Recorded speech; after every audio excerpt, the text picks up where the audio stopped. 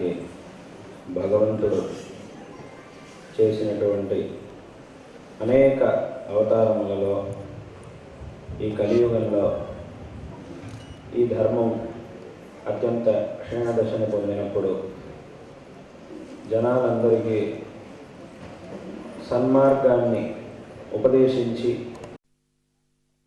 ధార్మికమైనటువంటి చైతన్యాన్ని జాగృతం చేసి అందరికీ కూడా అనుగ్రహించడానికి భగవంతుడు స్వీకరించినటువంటి అవతారమే జగద్గురు శ్రీ ఆదిశంకర భగవత్పాదాచార్యుల వారి అవతారం. ఈ అవతారంలో శంకరాచార్యుల వారు ఆ భగవంతుడు శంకరాచార్యుల వారి రూపంలో అవతరించి ఈ జగత్తుకి కావలసినటువంటి జ్ఞానాన్ని ప్రసాదించి అజ్ఞానాన్ని నాశనం చేసి ఈ లోకానికి విశేషమైనటువంటి అనుగ్రహాన్ని చేసి ఉన్నారు. ఎందుకంటే ఈ జ్ఞానం అనేటటువంటిది అత్యంత శ్రేష్టమైనటువంటిది. అన్నిటికంటే కూడా జ్ఞానం అనేది చాలా శ్రేష్టమైనటువంటిది. దీని గురించి చెప్పేటప్పుడు భగవంతుడు భగవద్గీతలో నహి జ్ఞానేన సదృశం పవిత్రమిహ విద్యతే అని చెప్పి ఉన్నాడు. అంటే దీని అర్థం ఏమిటి అంటే జ్ఞానానికి సమానమైనటువంటిది ఈ ప్రపంచంలో మరొకటి లేదు అని అన్నాడు. అంటే ఏ జ్ఞానం లోకంలో ఒక వ్యక్తికి కొన్ని విషయాలకు సంబంధించినటువంటి జ్ఞానం ఉంటుంది, ఇంకొక వ్యక్తికి ఈ జ్ఞానాలతో పాటు ఇంకా దీనికంటే కూడా ఇంకా పైన ఉండేటటువంటి విషయాల యొక్క జ్ఞానం కూడా ఉంటుంది, ఇంకొక వ్యక్తికి ఈ అన్ని విషయాలతో పాటు వాట్లపై విషయాల యొక్క జ్ఞానం కూడా ఉంటుంది. ఇలా మనం లోకంలో చూస్తూ ఉంటాం. ఒక్కొక్కళ్ళకి ఉన్నటువంటి జ్ఞానం కంటే ఇంకొకరికి ఉన్నటువంటి జ్ఞానం ఇంకా ఎక్కువగా ఉంటుంది. ఇటువంటి ఈ జ్ఞానాన్ని తీసుకొని మనం నిర్ణయిస్తాం. ఈయన ఒక పండితుడు, ఈయన కంటే పెద్ద పండితుడు ఇంకొకడు, ఈయన కంటే పెద్ద పండితుడు ఇంకొక ఆయన కంటే కూడా పెద్ద పండితుడు ఇంకొక వ్యక్తి. అంటే దీని అర్థం ఏమిటి? ఎవరైతే ఎక్కువ విషయాల్ని తెలుసుకున్నవారు అయి ఉంటారో వారికంటే తక్కువ విషయాల్ని తెలుసుకున్నటువంటి వాళ్ళకంటే ఈయన పెద్ద విద్వాంసుడు, పెద్ద విద్యావంతుడు అని అర్థం. ఈ విధంగా ఒక్కొక్క విషయానికంటే కూడా పైనుండేటటువంటి మరొక విషయాన్ని తెలుసుకున్నటువంటి వారిని పెద్ద విద్వాంసులు అని మనం అంటూ ఉంటాం. ఆయన కంటే ఎక్కువ చదువుకున్నవాడు ఈయన అని మనం అంటూ ఉంటాం లోకంలో. కానీ శంకర భగవత్పాదాచార్యుల వారు ఈ లోకానికి ప్రసాదించినటువంటి జ్ఞానం ఏదైతే ఉందో ఆ జ్ఞానం ఎలాంటిది అనంటే ఇంకా ఆ జ్ఞానం తర్వాత దానిపైన ఇంకా ఏదో తెలుసుకోవడానికి ఏమీ మిగలదు.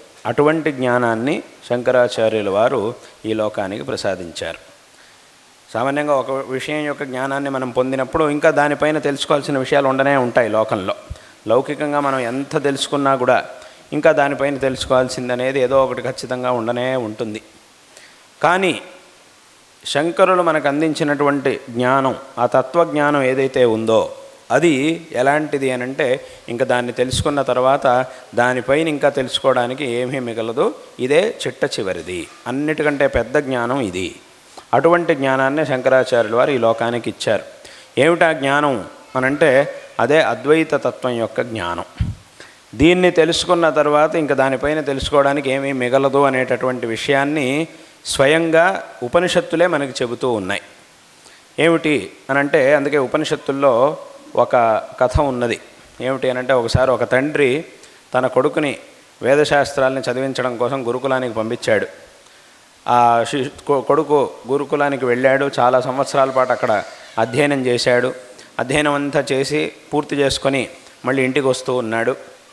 గురుకులం నుంచి ఇంటికి వస్తూ ఉన్నటువంటి రోజు తండ్రి ఎదురు చూస్తున్నాడు. ఇవాళ నా కొడుకు అధ్యయనం పూర్తి చేసుకొని వస్తూ ఉన్నాడు అని చెప్పి చాలా సంతోషంగా తండ్రి ఎదురు చూస్తూ ఉన్నాడు ఆ కొడుకు రాక కోసం. ఇంతలో కొడుకు రానే వచ్చాడు. ఇంటి దగ్గరికి ఇలా నడుచుకుంటూ వస్తున్నాడు. వస్తూ ఉన్నప్పుడు తండ్రికి చాలా సంతోషం కలిగింది. నేను చక్కగా చదివించడానికి పంపిస్తే అంతా చదువంతా పూర్తి చేసుకొని వస్తున్నాడు, చాలా సంతోషం అని బాగా సంతోషిస్తూ ఉన్నాడు తండ్రి. అయితే ఆ కొడుకు నడుచుకుంటూ రావడంలో ఒక విశేషాన్ని తండ్రి గమనించాడు. అంటే ఒక విలక్షణమైనటువంటి వాడిలో ఒక స్వభావాన్ని తండ్రి గమనించాడు. ఎలా ఉన్నాడు, మామూలుగా అయితే వాడు ఎలా ఉండేవాడో అలా నడుచుకుంటూ రావట్లేదు. వాడు నడుచుకుంటూ రావడంలో విపరీతమైనటువంటి అహంకారం కనబడుతోంది. సామాన్యంగా లోకంలో మనం చూస్తే బాగా అహంకారం ఉన్నటువంటి వాడి ప్రవర్తన ద్వారానే మనకు తెలుస్తుంది. కొన్నిసార్లు వీడి నడకను చూస్తేనే తండ్రికి అర్థమైపోయింది, వీడు చదువుతో పాటు విపరీతమైన అహంకారాన్ని కూడా బాగా తలకెక్కించుకొని వచ్చాడు, నాకు అన్నీ తెలుసు అనేటటువంటి అహంకారాన్ని కూడా బాగా ఎక్కించుకొని వచ్చాడు అనే విషయం తండ్రికి అర్థమైంది. వాడి ఇంటికి దగ్గరికి రాగానే తండ్రి చెప్పాడు, చాలా సంతోషం రా, నువ్వు వెళ్ళావు, చదువుకున్నావు, వచ్చావు, చాలా సంతోషం. కానీ ఏమిటి ఇది నేర్చుకున్నావని, ఈ విషయాలన్నీ నేర్చుకున్నావా అని అడిగాడు. అన్నీ నేర్చేసుకున్నా అన్నాడు వాడు.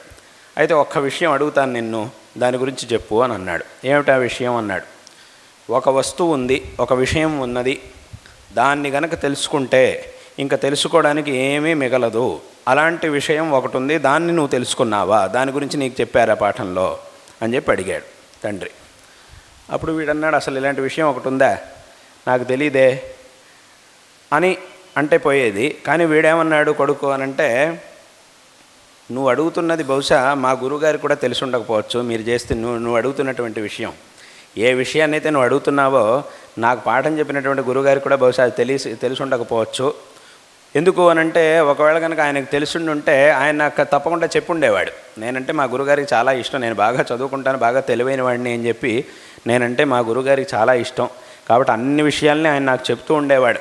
చాలా రహస్యమైనటువంటి విషయాలన్నింటినీ కూడా ఆయన పిలిచి నాకు చెప్తూ ఉండేవాడు. మిగతా విద్యార్థులకు చెప్పేవాడు కాదు, చెప్తాడో లేదో అది వేరే విషయం, కానీ నాకు మాత్రం అన్ని సరహస్యంగా అన్ని విషయాలు చెప్పాడు.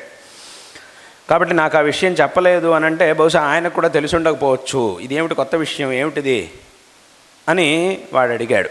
అప్పుడు తండ్రి అన్నాడు, ఆయనకు తెలుసో లేదో అది వేరే విషయం, కానీ నువ్వు అలా అనకూడదు. గురువుకు నువ్వు ఇలాంటి విషయాన్ని నేర్చుకోకుండా, నాకు తెలియదు అనేటటువంటి విషయాన్ని నువ్వు ఒప్పుకోకుండా, మా గురుగారు కూడా తెలిసి ఉండకపోవచ్చు, ఆయనకు తెలుసో లేదో అది వేరే విషయం, కానీ ఆయనకు తెలిసి ఉండకపోవచ్చు, అది ఇది అని అలా మాట్లాడకూడదు. ఇలాంటి విషయం ఒకటి ఉన్నది, దీన్ని నువ్వు తెలుసుకోవాల్సిందే, దీన్ని తెలుసుకుంటేనే అక్కడికి నువ్వు సరైనటువంటి జ్ఞానివి అనిపించుకోగలుగుతావు అని ఆ తండ్రి చెప్తాడు. ఏమిటా విషయం అనంటే అప్పుడు ఈ కొడుకు కూడా అడుగుతాడు, సరే నాకు తెలియదు కదా ఇలాంటి విషయం, నేను తెలుసుకోవాల్సింది, ఇన్ని చదివినా కూడా ఇంకా ఇదొక విషయం మిగులుందా, ఇలాంటి విషయం ఒకటి ఉందా, సరే అయితే అది ఏమిటో నువ్వే నాకు చెప్పు అని ఈ కొడుకు తండ్రిని అడుగుతాడు. అప్పుడు తండ్రి వాడికి ఉపదేశించడం మొదలు పెడతాడు. అదంతా కూడా ఉపనిషత్తులో మనకి కనబడుతుంది. అంటే మొట్టమొదట ఈ విషయాన్ని తండ్రి ఒక రకంగా ప్రతిపాదన చేసి కొడుక్కి నేర్పించాడు. అదంతా వీడు విన్నాడు. విన్న తర్వాత ఇంకా చాలా సందేహాలు ఉండిపోయినాయి మనస్సులో. మళ్ళీ అడిగాడు, సరే ఇదంతా బాగానే ఉంది, కానీ ఇదేలాగా అని మళ్ళీ దాని మీద కొన్ని ప్రశ్నలు అడిగాడు. మళ్ళీ దానికి సమాధానం చెప్పాడు తండ్రి. చెప్పి మళ్ళీ అదే విషయాన్ని ఇంకోసారి చెప్పాడు. ఇదంతా విన్నాక ఇంకా కొంచెం అర్థమైంది, కానీ ఇంకా అర్థం కావాల్సిన విషయాలు చాలా ఉన్నాయి, మనసులో రకరకాల ప్రశ్నలు వస్తున్నాయి. సరే ఇదంతా బాగానే ఉంది, ఇదేమిటి, దీన్ని మళ్ళీ ఇంకోసారి చెప్పు అని మళ్ళీ తండ్రిని అడిగాడు. అప్పుడు తండ్రి మళ్ళీ ఇంకో రకంగా వాడికి అర్థమయ్యేట్టుగా ఇంకోలా చెప్పాడు. అది విన్నాక మళ్ళీ ఇంకా కొన్ని విషయాలు అర్థమైనాయి, ఇంకా కొన్ని ప్రశ్నలు ఉండిపోయినాయి, మళ్ళీ ప్రశ్నలు అడిగాడు. ఇలా ఒక్కొక్కసారి తండ్రి వాడికి వివరించి చెప్పడం, వాడికి కొంత అర్థం కావడం, మళ్ళీ దాని మీద వచ్చినటువంటి ప్రశ్నల్ని వీడు తండ్రిని అడిగి ఇంకోసారి నాకు చెప్పండి, ఇది ఇంకా పూర్తిగా నాకు అర్థం కాలేదు, ఇంకోసారి చెప్పండి అని వీడు అడగడం. ఇలా 9 సార్లు అయింది.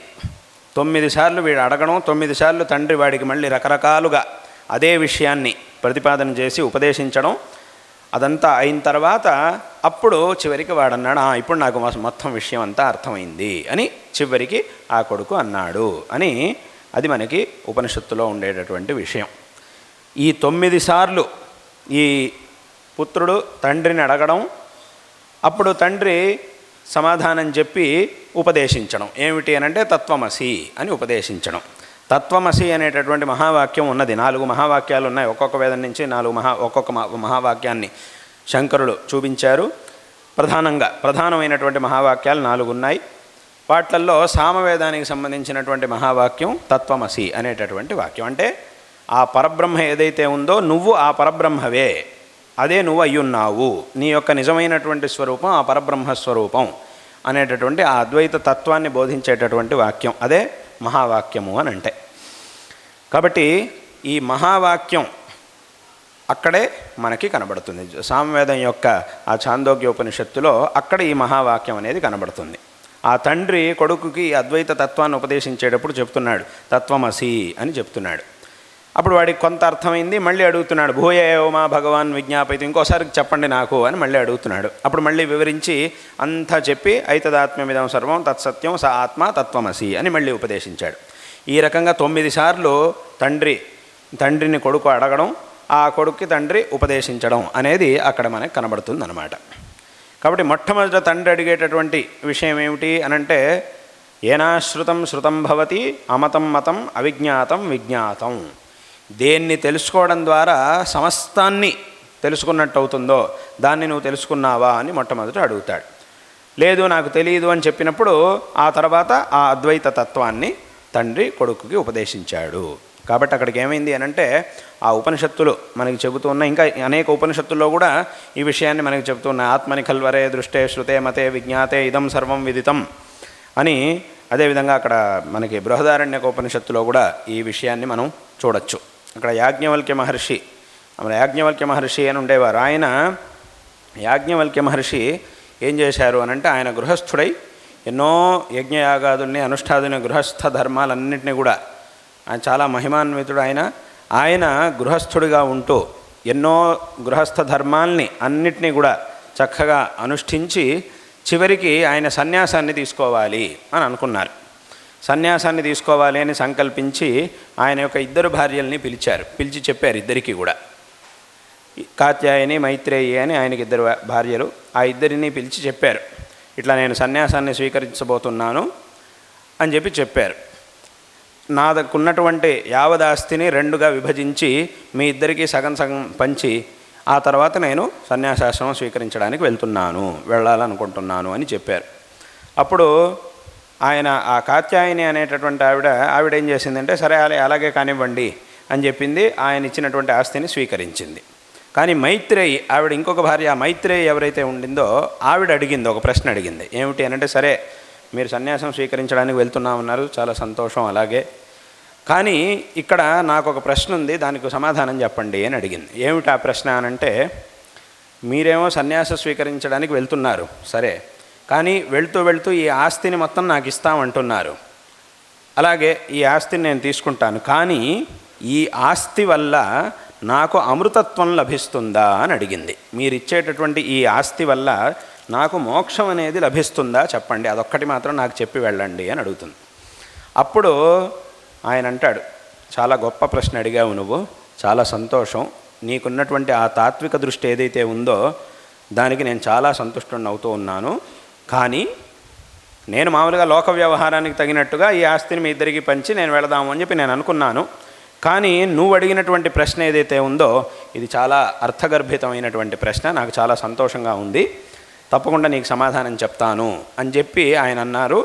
అమృతత్వస్యతు నాశాస్తి విత్తేనా అని చెప్పారు. అంటే దీని అర్థం ఏమిటి, ఈ లౌకికమైనటువంటి ధనముతో అమృతత్వాన్ని అంటే మోక్షాన్ని ఎవ్వరూ కూడా పొందడం అనేది సాధ్యం కాదు అని చెప్పారు. అప్పుడు ఆవిడ అడుగుతుంది, అయితే దీనివల్ల మోక్షాన్ని పొందడం అనేది సాధ్యం కాదు అని అంటే అప్పుడు ఇది నాకెందుకు, ఇది నాకు అక్కర్లేదు, దేని ద్వారా నేను మోక్షాన్ని పొందగలుగుతానో దాన్నే నాకు ఉపదేశించండి అని అడుగుతుంది. అప్పుడు అక్కడ కూడా మళ్ళీ యాజ్ఞవల్క్య మహర్షి ఏం చేస్తారు అని అంటే, మంచి ప్రశ్న వేసావు, మంచి విషయాన్ని అడిగావు నువ్వు, చాలా సంతోషం, తప్పకుండా నీకు దాని గురించి చెప్తాను అని చెప్పి ఆ అద్వైత తత్వాన్ని ఆ సందర్భంలో ఆవిడకి, మైత్రేయికి యాజ్ఞవల్క్య మహర్షి ఉపదేశిస్తారు. అక్కడ కూడా యాజ్ఞవల్క్య మహర్షి ఇదే మాటను చెప్తారు. ఏమిటి అనంటే, ఆత్మని కల్వరే దృష్టే శ్రుతే మతే విజ్ఞాతే ఇదం సర్వం విదితం. ఆ తత్వాన్ని తెలుసుకోవడం ద్వారా మోక్షాన్ని పొందగలుగుతాం. అటువంటి తత్వాన్ని తెలుసుకుంటే ఇంకా తెలుసుకోవడానికి ఏమీ మిగలదు ఈ ప్రపంచంలో, అన్నిటినీ తెలుసుకున్నట్టే.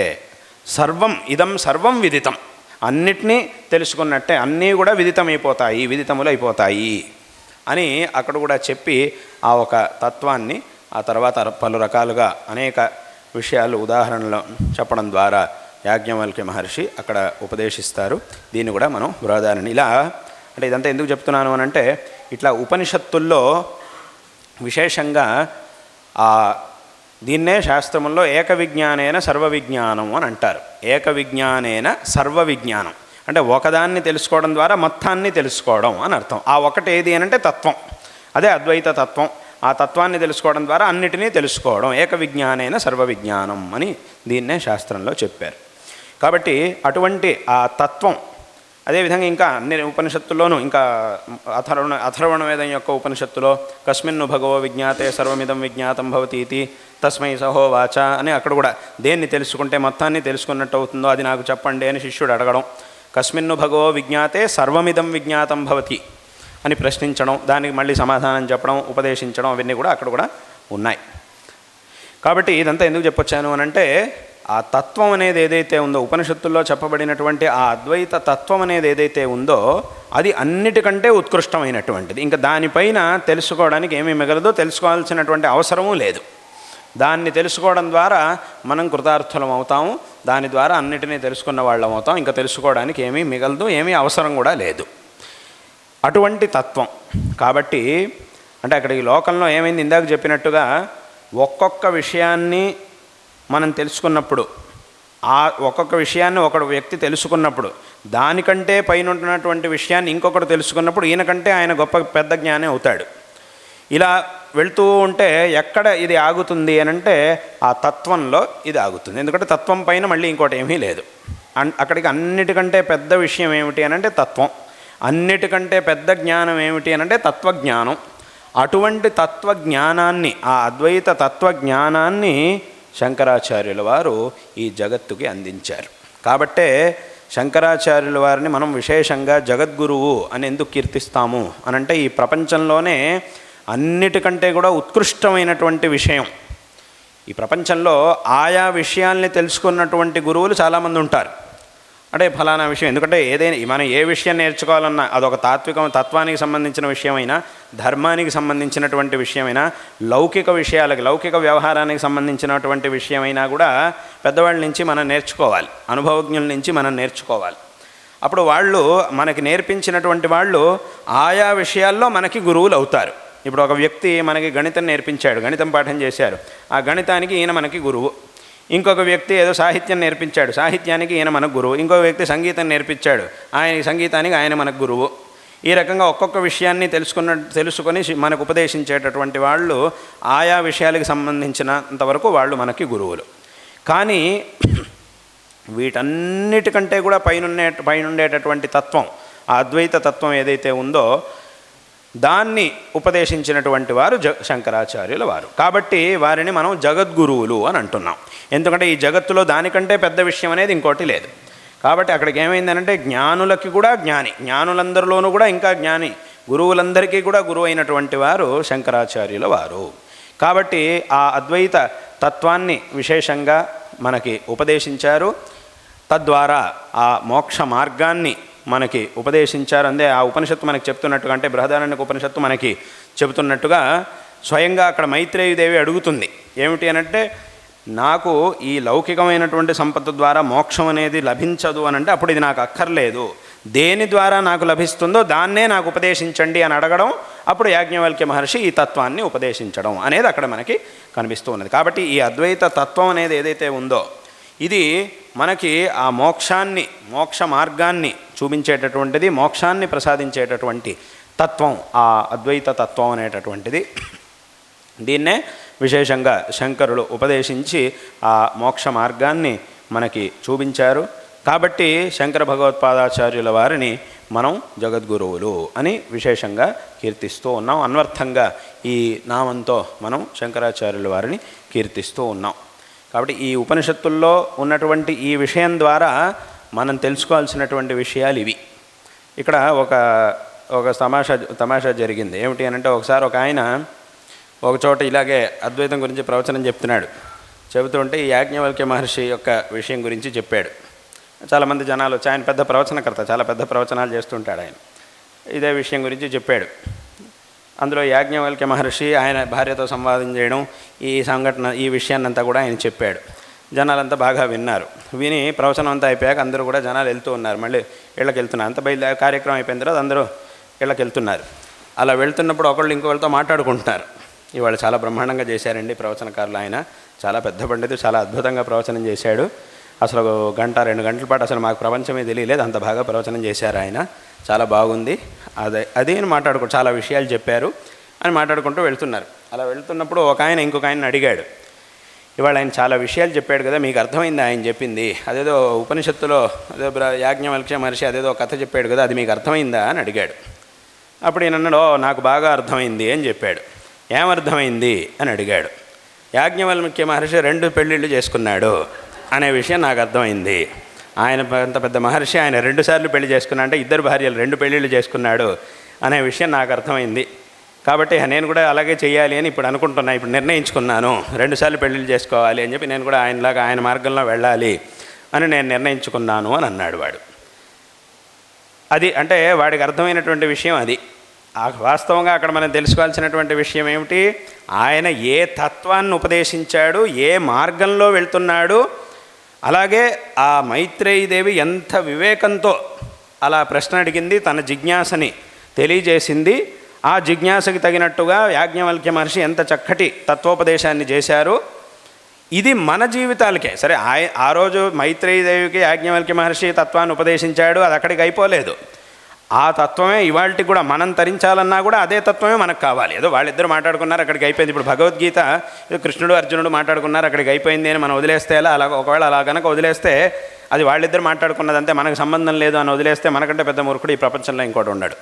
కాబట్టి ఇక్కడ కూడా ఆ సంవాదం ఎటువంటిది, అక్కడ చెప్పబడినటువంటి తత్వం ఎలాంటిది, అదే తత్వాన్ని శంకరాచార్యుల వారు ఎలా ఈ ప్రపంచానికి ఉపదేశించారు అనేటటువంటి విషయాల్ని మనం తెలుసుకోవాలి. కాబట్టి ఈ విషయాన్ని మనం గమనించాలి. ఇలా ఈ విధంగా వేదముల్లో, ఉపనిషత్తుల్లో, పురాణాల్లో, అంటే ఆ వేదముల యొక్క చివరి భాగములైనటువంటి ఆ ఉపనిషత్తుల్లో, పురాణాలలో, ఇతిహాసాదుల్లో అన్నిటిల్లోనూ ఇలాంటి ఎన్నో సందర్భాలు ఉంటాయి. ప్రతి ఒక్క సందర్భంలోనూ మనకి ఒక్కొక్క పాఠం, ఒక్కొక్క విషయాన్ని పాఠం చేస్తూ ఉంటారు. ప్రతి ఒక్క సంఘటన, అక్కడ కనిపించేటటువంటి ప్రతి ఒక్క కథ, ప్రతి ఒక్క ఉపాఖ్యానం ద్వారా మనకు ఒక సందేశం అనేది లభిస్తూ ఉంటుంది.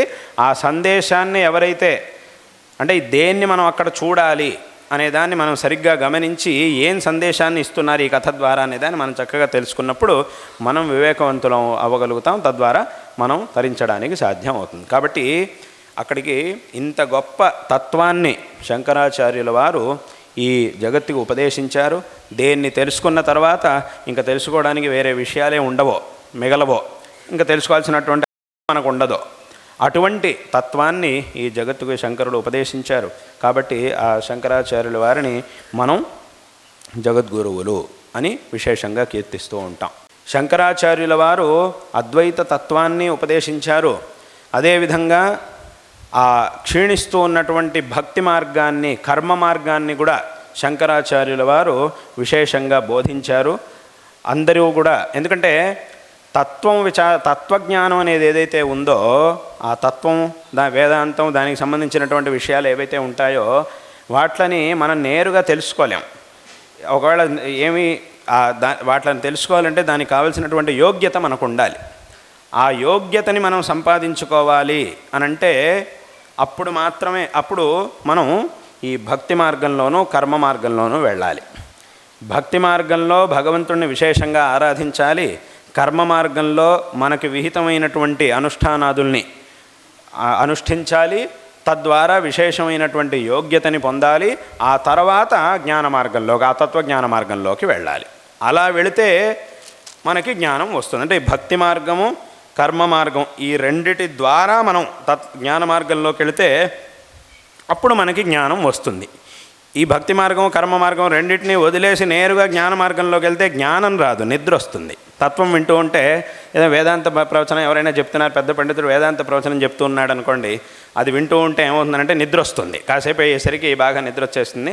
మొత్తం ప్రవచనం అంతా అయిపోయిన తర్వాత అయిపోయింది అని పక్కన ఉన్నవాడు చెప్తాడు, అయిపోయిందా, అయితే ఇంటికి పోదామని చెప్పి వెళ్తాం. అలాంటి పరిస్థితి వస్తుంది. ఎందుకు అలా అవుతాం? అలాగని తత్వం గురించి వింటూ ఉంటే అది చాలా గొప్ప విషయం కదా, అంత గొప్ప విషయాన్ని వింటున్నప్పుడు నిద్ర ఎందుకు వస్తోంది అని అంటే ఇక్కడ ఆ యోగ్యత లేదు కాబట్టి. ఇప్పుడు 1వ తరగతి చదువుకునేటటువంటి వాడిని 10వ తరగతిలో కూర్చోబెడితే అప్పుడు ఏమవుతుంది? వాడికి నిద్రే వస్తుంది. విషయం ఏం అర్థం కాదు. అదేంటంటే అంత గొప్ప విషయం చెప్తుంటే ఎందుకు నిద్ర వస్తుంది అని అంటే విషయం గొప్పదే, కానీ వీడికి ఆ యోగ్యత లేదు, వీడికి ఆ శక్తి ఇంకా రాలేదు. కాబట్టి ఆ శక్తి రావాలి అని అంటే ఏం చేయాలి? 2, 3, 4, 5 తరగతులు ఇట్లా వరుసగా చదువుకుంటూ 10వ తరగతికి వస్తే అప్పుడు వాడికి అర్థమవుతుంది. కాబట్టి ఈ తత్వం అనేది ఏదైతే ఉందో అది చాలా గొప్ప విషయం. దాన్ని తెలుసుకోవాలంటే దానికంటే ముందు విశేషంగా భగవద్ ఆరాధన చెయ్యాలి. ఆ తత్వాన్ని తెలుసుకోవడానికి మనకి ఏ ఏ ప్రతిబంధకాలైతే ఉన్నాయో ఆ ప్రతిబంధకములన్నీ కూడా పోయి ఈ భక్తి మార్గంలో భగవంతుని ఆరాధించడం ద్వారా అదేవిధంగా అనుష్ఠానాల ద్వారా ఎన్నో ధార్మికమైనటువంటి అనుష్ఠానాలని చేయడం ద్వారా మన శక్తికి తగినట్టుగా ధార్మికమైనటువంటి అనుష్ఠానాదుల్ని చేయడం ద్వారా ఆ ప్రతిబంధకములన్నిటిని కూడా పోగొట్టుకొని మనం జ్ఞాన మార్గంలోకి వెళ్ళగలుగుతాం. అందుకే అందరూ కూడా ఒక విషయం గమనించాలి. ఏమిటి అని అంటే, ఏ పూజ చేసినా అనుష్ఠానం చేసినా ఏం చేసినా కూడా మొట్టమొదట ఒక మాటని చెప్పేది ఉంటుంది దాంట్లో. ఏమిటి? మమోపాత్త సమస్త దురితక్షయ ద్వారా అని ఒక మాట చెప్తాం. శ్రీ పరమేశ్వర ప్రీత్యర్థం అని చెప్పే తర్వాత అవన్నీ చెప్తాం. అన్నిటికంటే ముందు చెప్పేది ఇది. మమోపాత్త సమస్త దురితక్షయ ద్వారా శ్రీ పరమేశ్వర సంధ్యావందనం చేసినా ఏం చేసినా అన్నిట్లోనూ దీన్ని చెప్పే పద్ధతి ఉంది. ఈ పద్ధతి ఎందుకు వచ్చింది? దీని యొక్క అర్థం ఏమిటి అనంటే, ఈ మార్గంలో వెళ్ళడానికి ఇప్పుడు ఇవాళ నేను చేస్తున్నటువంటి అనుష్ఠానం ఏదైతే ఉందో దీని యొక్క అంతిమ లక్ష్యం ఏమిటి అనంటే, ఆ తత్వజ్ఞాన మార్గంలో వెళ్ళి జ్ఞానాన్ని పొంది తద్వారా మోక్షాన్ని పొందడం. అదే దీని యొక్క ఉద్దేశ్యం. కానీ నేను అలా నేరుగా వెళ్ళలేను కాబట్టి, ఆ వెళ్ళే మార్గంలో ఎన్నో ప్రతిబంధకాలు ఉన్నాయి కాబట్టి, అందులోనూ ప్రతిబంధకమైనటువంటి ఆ దురితం అంటే పాపం, ఆ ప్రతిబంధకమైనటువంటి దురితం ఏదైతే ఉందో అది ఈ అనుష్ఠానం ద్వారా పరమేశ్వరుడి యొక్క అనుగ్రహం ద్వారా ఆ దురితమంతా క్షీణించి నాకు ఆ మార్గంలో వెళ్ళడానికి యోగ్యత ఏర్పడాలి అనేటటువంటి ఉద్దేశంతోనే మొట్టమొదటి ఈ మాటని చెప్పడం అనేటటువంటి పద్ధతిని వెనకటి వాళ్ళు ఏర్పరిచారు. ఇదే పద్ధతిలో మనం అనుష్ఠానాదులన్నింటినీ పూజ చేసినా ఏం చేసినా కూడా, ఎప్పుడు సంకల్పం చేసినా కూడా మొట్టమొదట చెప్పవలసినటువంటి మాట ఇది అని పెట్టారు. అంటే ఏ అనుష్ఠానం చేసినా ఏం చేసినా కూడా దీని ద్వారా ఆ తాత్వికమైనటువంటి మార్గం ఏదైతే ఉందో దాంట్లో వెళ్ళడానికి ఏ అయినటువంటి దూరితం అనేది ఉన్నదో అది క్రమంగా క్షీణిస్తూ, ఎందుకంటే అది చాలా ఉంది, ఏదో కాస్త మాత్రమే ఉంది అని కాదు. ఈ జన్మ, కిందటి జన్మ, అంతకుముందు ఇలా ఎన్ని జన్మలైనాయో ఆవిడికి తెలుసు. ఇలా అన్ని జన్మల్లోనూ కొంత మనకి ప్రాప్తించినటువంటి దురితం అనేది ఏదైతే ఉందో అది ప్రతిబంధకంగా ఉంది. కాబట్టి అది ఉండడం వల్ల మనం ముందుకు వెళ్ళలేకపోతున్నాం.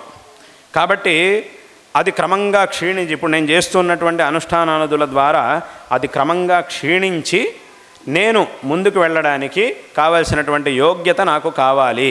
ఆ పరమేశ్వర అనుగ్రహంతో ఇది క్షీణించి నేను ఈ మార్గంలో ముందుకెళ్ళాలి, ఎంత వీలైతే అంత ముందుకెళ్ళాలి అనేటటువంటి ఉద్దేశంతోనే ప్రతి అనుష్ఠానంలోనూ ఈ మాటని చెప్పాలి అని పెద్దవాళ్ళు ఈ సంప్రదాయాన్ని ఏర్పరిచారు. కాబట్టి అక్కడికి ఏమైంది? మమ ఉపాత్త సమస్త దురితక్షయ ద్వారా నాకున్నటువంటి సమస్త దురితములు క్రమంగా క్షీణిస్తూ ఆ పరమేశ్వరుడి యొక్క అనుగ్రహం నాకు లభించాలి. పరమేశ్వర అనుగ్రహం లభిస్తే ఏమవుతుంది అనంటే, శాస్త్రం మనకి చెబుతోంది, ఈశ్వరానుగ్రహాదేవ పుంసాం అద్వైత వాసన.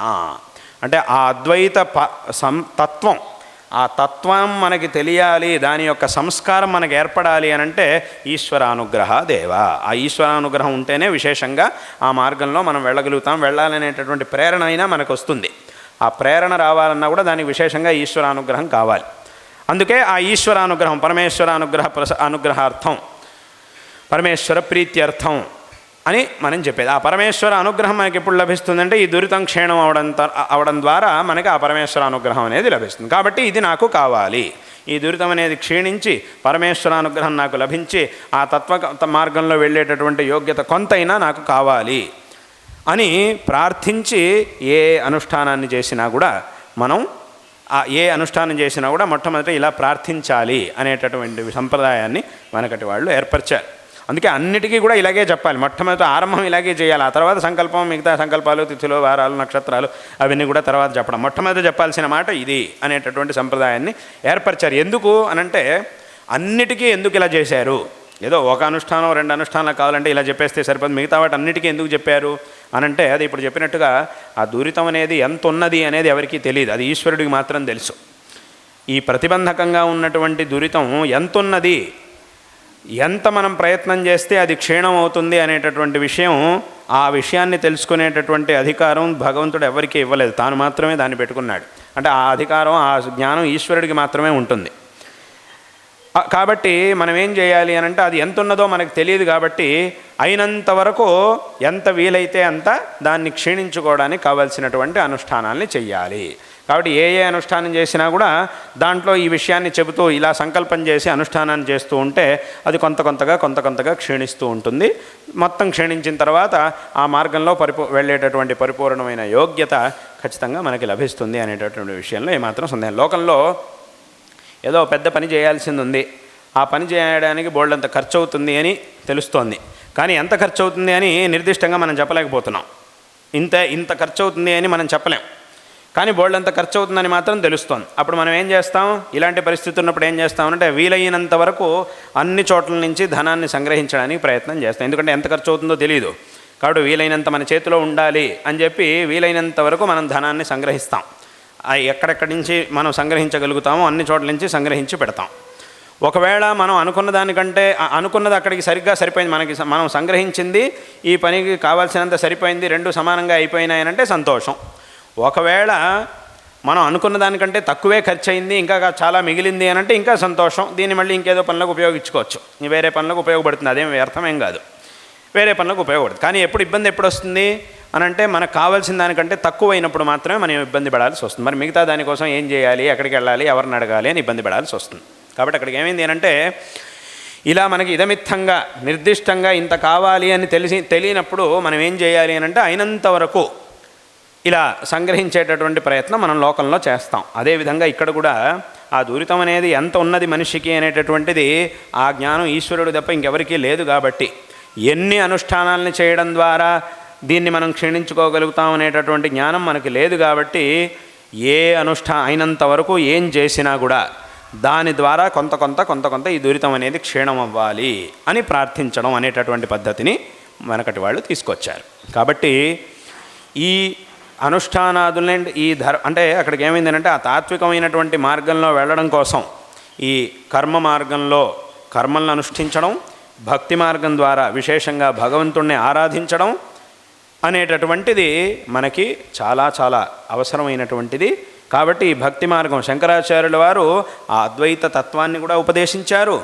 ఆ అద్వైత తత్వానికి కావాల్సినటువంటి భక్తి మార్గము కర్మ మార్గం ఏదైతే ఉందో దీన్ని కూడా శంకరాచార్యుల వారు విశేషంగా ఉపదేశించారు. ఎక్కడ ఉపదేశించారు భక్తి మార్గాన్ని శంకరాచార్యుల వారు ఎక్కడ చెప్పారు అని అంటే అందరికీ తెలిసినటువంటి మాటే, చాలా ప్రసిద్ధమైనటువంటి మాట, అందరూ చెప్పేటటువంటి విషయమే. ఏమిటి? భజ గోవిందం భజ గోవిందం గోవిందం భజ మూఢమతే అని శంకరులు అన్నారు. ఈ మాటని శంకరాచార్యుల వారు చెప్పి క్షీణిస్తూ ఉన్నటువంటి ఆ భక్తి మార్గం అనేది ఏదైతే ఉందో దాన్ని మళ్ళీ శంకరాచార్యుల వారు పునరుద్ధారం చేశారు. అంటే ఆ భక్తి మార్గం యొక్క గొప్పతనాన్ని కూడా శంకరాచార్యుల వారు విశేషంగా ఉపదేశించారు.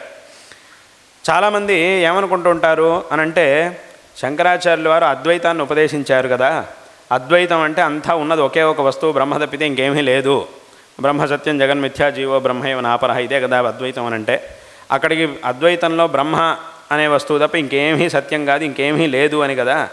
కాబట్టి అక్కడికి ఏమైందంటే ఈ భక్తి మార్గం అనేది ఏదైతే ఉందో దీనికి ఆ అద్వైత తత్వంలో స్థానమే లేదు అని చాలామంది అంటూ ఉంటారు. ఎందుకంటే ఇప్పుడు భక్తి అనేది ఎప్పుడు కుదురుతుంది?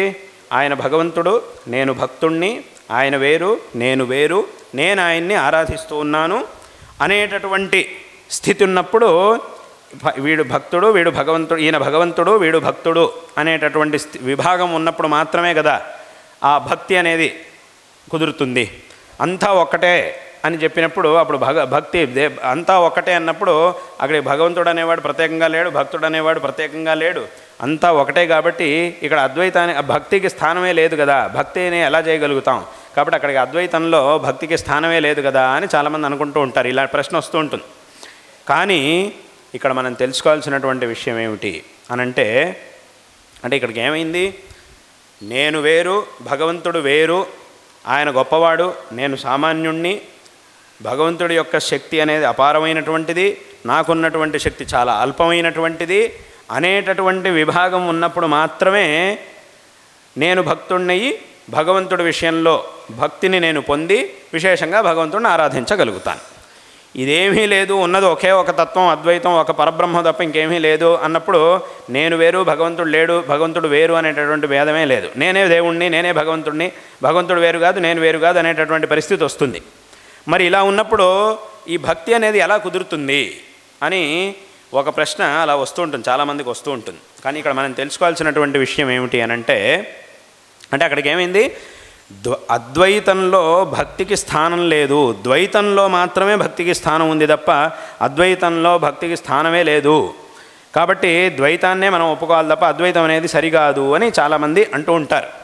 కానీ ఇక్కడ మనం తెలుసుకోవాల్సినటువంటి విషయం ఏమిటి అని అంటే ద్వైతంలో భక్తికి స్థానం ఉండనే ఉంది, అందులో మనకేం సందేహం లేదు. కానీ ఇక్కడ మనం తెలుసుకోవాల్సినటువంటి విషయం ఏమిటంటే ద్వైతానికంటే కూడా వాస్తవంగా అద్వైతంలోనే భక్తికి ఇంకా విశేషమైనటువంటి స్థానం ఉన్నది.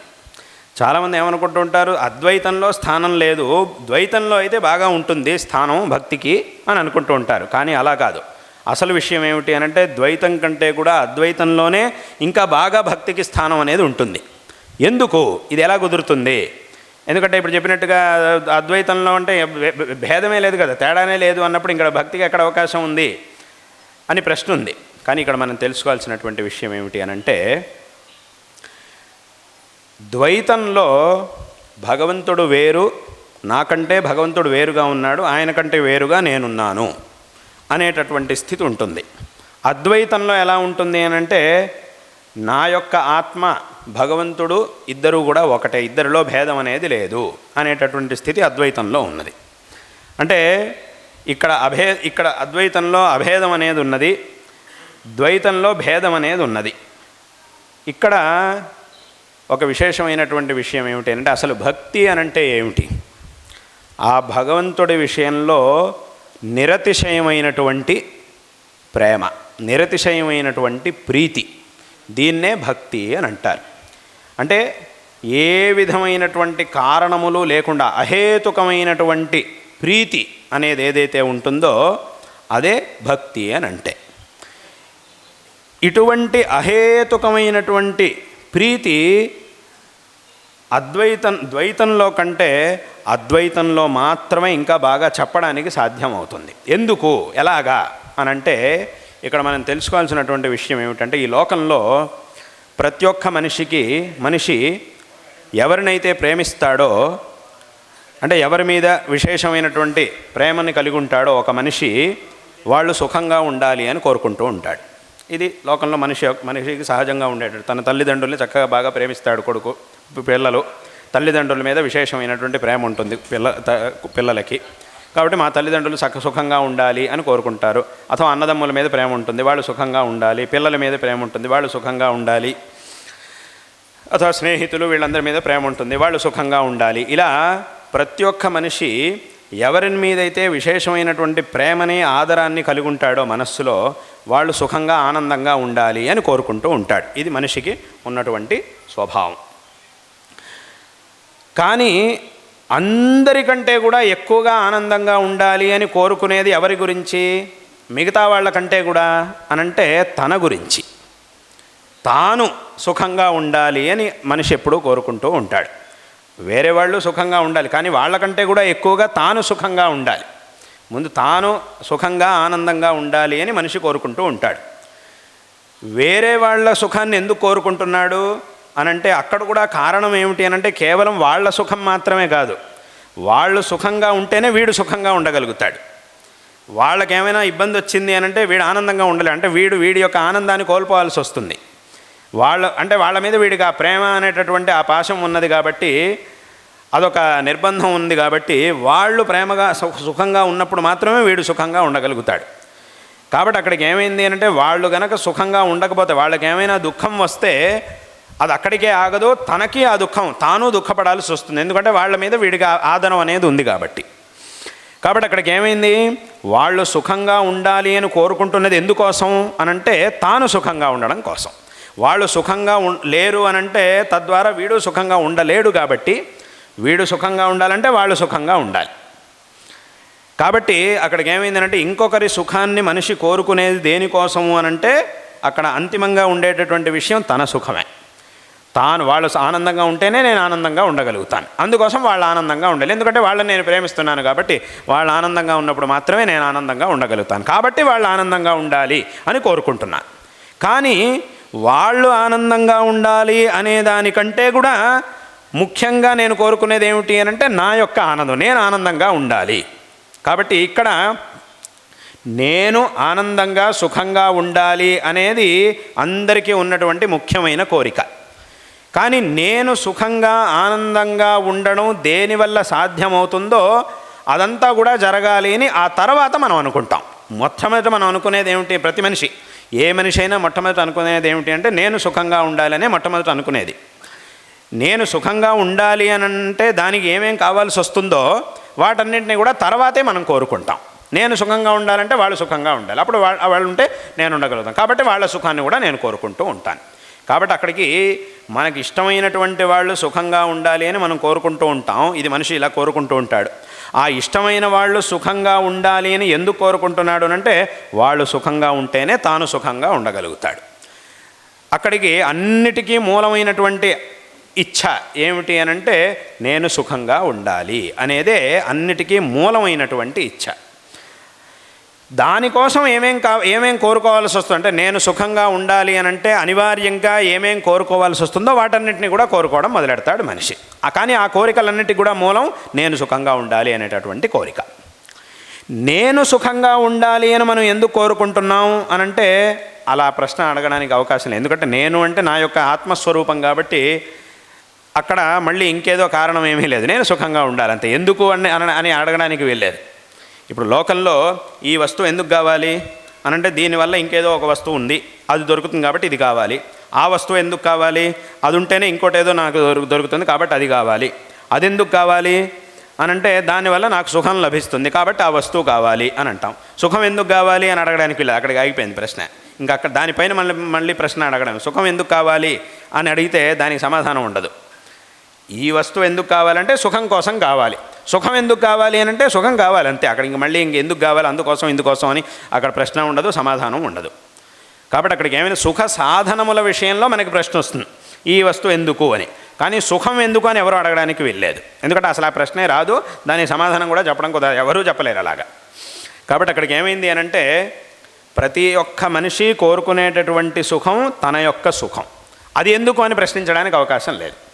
కానీ ఆ సుఖం అనేది ఎవరు సుఖంగా ఉండడం వల్ల లభిస్తుందో వాళ్ళ సుఖాన్ని తదనంతరం కోరుకుంటాడు, అంటే రెండవదిగా కోరుకుంటాడు.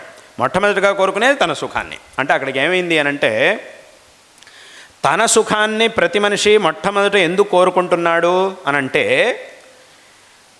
అందరికంటే కూడా ఎక్కువ ప్రేమ తన మీద తనకుంటుంది కాబట్టి. ప్రతి జీవుడికి కూడా మిగతా వాళ్ళ కంటే కూడా ఎక్కువ ప్రేమ తన మీదే తనకుంటుంది.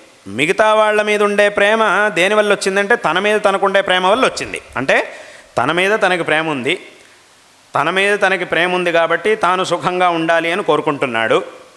ఆ సుఖం అనేది తాను ప్రేమించేటటువంటి వ్యక్తులు సుఖంగా ఉండడం వల్ల వీడికి వస్తుంది. కాబట్టి ఏ వ్యక్తులు సుఖంగా ఉంటే వీడు సుఖంగా ఉండగలుగుతాడో వాళ్ళు సుఖంగా ఉండాలి, వాళ్ళని ప్రేమిస్తూ ఉంటాడు, వాళ్ళు సుఖంగా ఉండాలి అని మనిషి కోరుకుంటూ ఉంటాడు. అక్కడికి ఏమైంది అనంటే అన్నిటికీ కూడా మూలమైనటువంటిది ఏమిటి అంటే నేను సుఖంగా ఉండాలి అనేటటువంటి కోరిక. నేను సుఖంగా ఉండాలి అని ఎందుకు కోరుకుంటున్నామనంటే అందరికంటే మనిషి తనకి ఎవరి మీదైతే ప్రేమ ఉందో వాళ్ళు సుఖంగా ఉండాలి అని కోరుకుంటాడు. తనకి ఎవరి మీదైతే ప్రేమ ఉందో వాళ్ళందరిలో మొట్టమొదటి వాడు ఎవడు అనంటే తానే. ఎవరెవరైతే సుఖంగా ఉండాలి, ఎవరెవరి మీదైతే మనిషికి ప్రేమ అనేది ఉందో ఆ లిస్టులో మొట్టమొదటి వాడు ఎవరు అనంటే తానే. తన తర్వాతే మిగతా వాళ్ళందరూ కూడా. కాబట్టి ఎక్కువ ప్రీతి మనిషికి అంటే ఏ విధమైనటువంటి కారణములు అంటే వేరే వాళ్ళ మీద ఉండే ప్రేమకి కారణం ఏమిటి అనంటే మన మీద మనకుండే ప్రేమ. మన మీద మనకుండే ప్రేమ, మనం ఆనందంగా ఉండాలి అనేటటువంటి కోరిక వల్ల వేరే వాళ్ళు, కానీ ఆ కోరిక వేరే వాళ్ళు ఆనందంగా ఉండడం వల్ల సిద్ధిస్తుంది కాబట్టి వాళ్ళ ఆనందాన్ని మనం కోరుకుంటున్నాం. అంటే అక్కడికి ఏమైంది అంటే వేరే వాళ్ళు సుఖంగా ఉండాలి, ఆనందంగా ఉండాలి అనే కోరికకి ఒక కారణం ఉన్నది. ఏమిటంటే నా మీద నాకుండే ప్రేమ, నేను ఆనందంగా ఉండాలనే కోరిక. కానీ నా మీద నాకుండే ప్రేమకి, నేను సుఖంగా ఉండాలనే కోరికకి ఇంకేమి కారణము లేదు, అది నిష్కారణం. అక్కడ ఇంకే కారణం ఉండదు. నా మీద నాకు ఎందుకు ప్రేమ, నా మీద నేను ఎందుకు సుఖంగా ఉండాలి అని ప్రశ్న అడిగితే, ఇప్పుడు వాడెందుకు సుఖంగా ఉండాలి అని అడిగితే వాడు సుఖంగా ఉంటేనే నేను సుఖంగా ఉండగలుగుతాను, అందుకోసం వాడు సుఖంగా ఉండాలంటాం. నువ్వెందుకు సుఖంగా ఉండాలనుకుంటున్నావు అంటే అక్కడ ఇంకా మళ్ళీ ఆ ప్రశ్న ఉండదు, ప్రశ్నకి సమాధానం ఉండదు. కాబట్టి ఇక్కడ మనం తెలుసుకోవాల్సినటువంటి విషయం ఏమిటి అని అంటే, ఒక మనిషికి అందరికంటే కూడా ఎక్కువ ప్రేమ ఎవరి మీద ఉంటుంది, అలాగే మొట్టమొదట ఆనందంగా ఉండాలి అని ఎవరి గురించి మనిషి కోరుకుంటాడు అనంటే తన గురించే తాను కోరుకుంటాడు. దీన్నే, ఇదేదో మేము చెప్తున్నటువంటి విషయం కాదు, దీన్నే ఉపనిషత్తు మనకి చెబుతూ ఉన్నది. ఏదైతే ఇప్పుడు యాజ్ఞవల్క్య మహర్షి మైత్రేయి యొక్క సంవాదం గురించి చెప్పామో అక్కడే యాజ్ఞవల్క్య మహర్షి ఈ విషయాన్ని గురించి చెప్తాడు. ఏమిటి అనంటే, నవారే పత్యుః కామాయ పతిఃప్రియో భవతి, ఆత్మనస్తు కామాయ పతిఃప్రియో భవతి అని ఇలా రకరకాలుగా యాజ్ఞవల్క్య మహర్షి అక్కడ ఉపదేశించాడు. అంటే ఏమిటి, ఇదే ఇప్పుడు చెప్పినటువంటి అర్థమే దీని యొక్క అర్థం. నవారే సర్వస్య కామాయ సర్వం ప్రియం భవతి, ఆత్మనస్తు కామాయ సర్వం ప్రియం భవతి. తన కోసం మిగతావన్నీ వస్తువులు మనకి చూసినప్పుడు ఇష్టంగా అనిపిస్తూ ఉంటాయి, కానీ అన్నిటికంటే కూడా ఎక్కువగా ఇష్టపడేది ఎవరిని అనంటే మనల్ని మనం ఇష్టపడుతున్నాం, మనం సుఖంగా ఉండాలని మొట్టమొదట మనం కోరుకుంటున్నాం. కాబట్టి ఈ కోరిక దేనివల్ల అయితే సిద్ధిస్తుందో, ఈ కోరికని సిద్ధించుకోవడానికి ఏ వస్తువులు మనకు కావాలో ఆ వస్తువులన్నింటినీ కూడా తర్వాతగా మనం ప్రేమిస్తూ ఉంటాం. కాబట్టి అక్కడికి ఏమైంది అనంటే, అన్ని మిగతా వస్తువుల మీద అంటే మనకంటే భిన్నమైనటువంటి వస్తువుల మీద మనకు ఉండేటటువంటి ప్రేమ ఏదైతే ఉందో అది నేరుగా వచ్చినటువంటిది కాదు, అది ముఖ్యమైనటువంటిది కాదు. ముఖ్యమైనటువంటిది అథవా నేరుగా వచ్చినటువంటి కోరిక దేని మీద ఉందంటే మన మీద, మనకి ఆనందాన్ని, ఏ ఆనందాన్ని అయితే మనం పొందాలనుకుంటున్నామో దాని మీద మనకు వచ్చినటువంటి కోరిక అది ముఖ్యమైనటువంటిది అని ఆ ఉపనిషత్తు మనకి స్పష్టంగా చెబుతూ ఉన్నది. కాబట్టి అక్కడికి ఏమైంది అనంటే, ఏ విధమైనటువంటి కారణము లేకుండా నేరుగా మనం ప్రేమించేది ఎవరిని అనంటే మనల్నే. ప్రతి జీవుడు తననే తాను ప్రేమిస్తూ ఉంటాడు. అక్కడ ఇంకే విధమైనటువంటి కారణాలు లేవు. అకారణంగా అహేతుకంగా మన మీద మనం విశేషమైనటువంటి ప్రీతిని కలిగి ఉంటాం. రెండో వస్తువు మీద మనకు ఉండేటటువంటి ప్రీతి అకారణంగా వచ్చినటువంటిది కాదు, దానికి ఒక కారణం ఉంది. ఏది, మన మీద మనకు ఉండేటటువంటి ప్రేమే దానికి కారణం. అక్కడికి ఏమైంది, ఏతావత ఇంత ఎందుకు చెప్పొచ్చాను ఇంత విస్తారంగా అనంటే, దీని ద్వారా మనం తెలుసుకోవాల్సినటువంటి విషయం ఏమిటి అనంటే, అంటే మనకంటే భిన్నమైనటువంటి వస్తువు మీద అథవా వ్యక్తి మీద మనకున్నటువంటి ప్రేమ ఏదైతే ఉందో, ప్రీతి అనేటటువంటిది ఏదైతే ఉందో అది నేరుగా వచ్చినటువంటిది కాదు.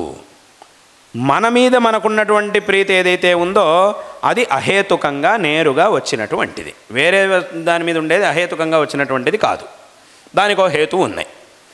అహేతుకమైనటువంటి ప్రీతి, సహేతుకమైనటువంటి ప్రీతి, ఈ రెండిటిలో ఏది గొప్పది అనంటే, ఏది స్వచ్ఛమైనటువంటిది అనంటే, ఏ విధమైనటువంటి కారణం లేకుండా మనం ఎవరినైతే అథవా మనం ప్రేమించేటటువంటి, మనం చూపించేటటువంటి ప్రేమ ఏదైతే ఉంటుందో, ఏ విధమైనటువంటి ప్రయోజనాపేక్ష లేకుండా అహేతుకంగా మనం చూపించేటటువంటి ప్రేమ అనేది ఏదైతే ఉంటుందో అదే స్వచ్ఛమైనటువంటిది. ఏదో ఒక కారణం వల్ల మనం ప్రేమను చూపిస్తున్నామనంటే ఆ కారణం ఉన్నంత వరకు అది ఉంటుంది, ఆ తర్వాత పోతుంది. అహేతుకంగా మనం చూపించేటటువంటి ప్రేమ ఏదైతే ఉందో అదే స్వచ్ఛమైనది, అదే శాశ్వతమైనటువంటిది. కాబట్టి అటువంటి ప్రేమ ఎవరి మీద ఉంటుంది? మన మీదే మనకుంటుంది, మన ఆత్మ మీద మనకుంటుంది. మనకంటే భిన్నమైనటువంటి దాని మీద మనకు ఉండదు. అంటే అక్కడికి ఏమైంది, అద్వైత తత్వంలో భగవంతుడు అనేటటువంటి వాడు మన ఆత్మస్వరూపుడు. మన ఆత్మస్వరూపుడైనటువంటి భగవంతుడి మీద మనకి స్వచ్ఛమైన అహేతుకమైన ప్రీతి అనేది ఉండాలి. అంటే ఆ ప్రీతే భక్తి. స్వచ్ఛమైనటువంటి భక్తి ఉండాలి అనంటే అది ఆ భగవంతుడు మన ఆత్మ మనకు ఎలాగో ఆ భగవంతుడు కూడా మనకు అలాగే అయినప్పుడు మాత్రమే ఆ భగవంతుడి మీద మనం స్వచ్ఛమైనటువంటి ప్రీతిని, భక్తిని పొందగలుగుతాం. అదే మనకంటే భిన్నమైపోయాడంటే భగవంతుడు, అప్పుడు ఏమవుతుంది అనంటే, ఎలాగైతే మనం ఇంకోళ్ళ మీద ప్రేమను చూపిస్తామో అది నేరుగా వచ్చినట్టు అహేతుకమైనటువంటిది కాదో సహేతుకమైనటువంటిదో అలా అయిపోతుంది. అంటే అది రెండో లెక్కలోకి వెళ్ళిపోతుంది. అది మొదటి స్థానంలోకి రాదు, అది రెండో స్థానంలోకి వెళ్తుంది. అంటే అది కూడా ఒక భక్తే, అది భక్తి కాదు అని అనట్లేదు. ఇప్పుడు ఇంకోళ్ళ మీద ఉండేటటువంటి ప్రేమ కూడా ప్రేమే, అది కాదు అని మనం అనట్లేదు. కానీ అది దానికంటే గొప్పది మన మీద మనకు ఉండేటటువంటిది, అది కూడా ప్రేమే. కాబట్టి ఇప్పుడు ఇక్కడ ద్వైతంలో మనకంటే భిన్నుడు అని చెప్పేటటువంటి వాళ్ళు ఎవరైతే ఉంటారో ఆ సిద్ధాంతం ఏదైతే ఉందో అందులో భక్తి అనేది లేనే లేదు అని అనట్లేదు. అందులోనూ భక్తి ఉండనే ఉంది, ఆ భక్తికి ఒక స్థానం ఉండనే ఉంది, విశేషంగా అది ఉండనే ఉంది. కానీ మేము చెప్పేది ఏమిటంటే అద్వైతంలో దానికంటే కూడా ఇంకా విశేషమైనటువంటిది స్వచ్ఛమైనటువంటి భక్తి అనేది భక్తికి స్థానం ఉన్నది.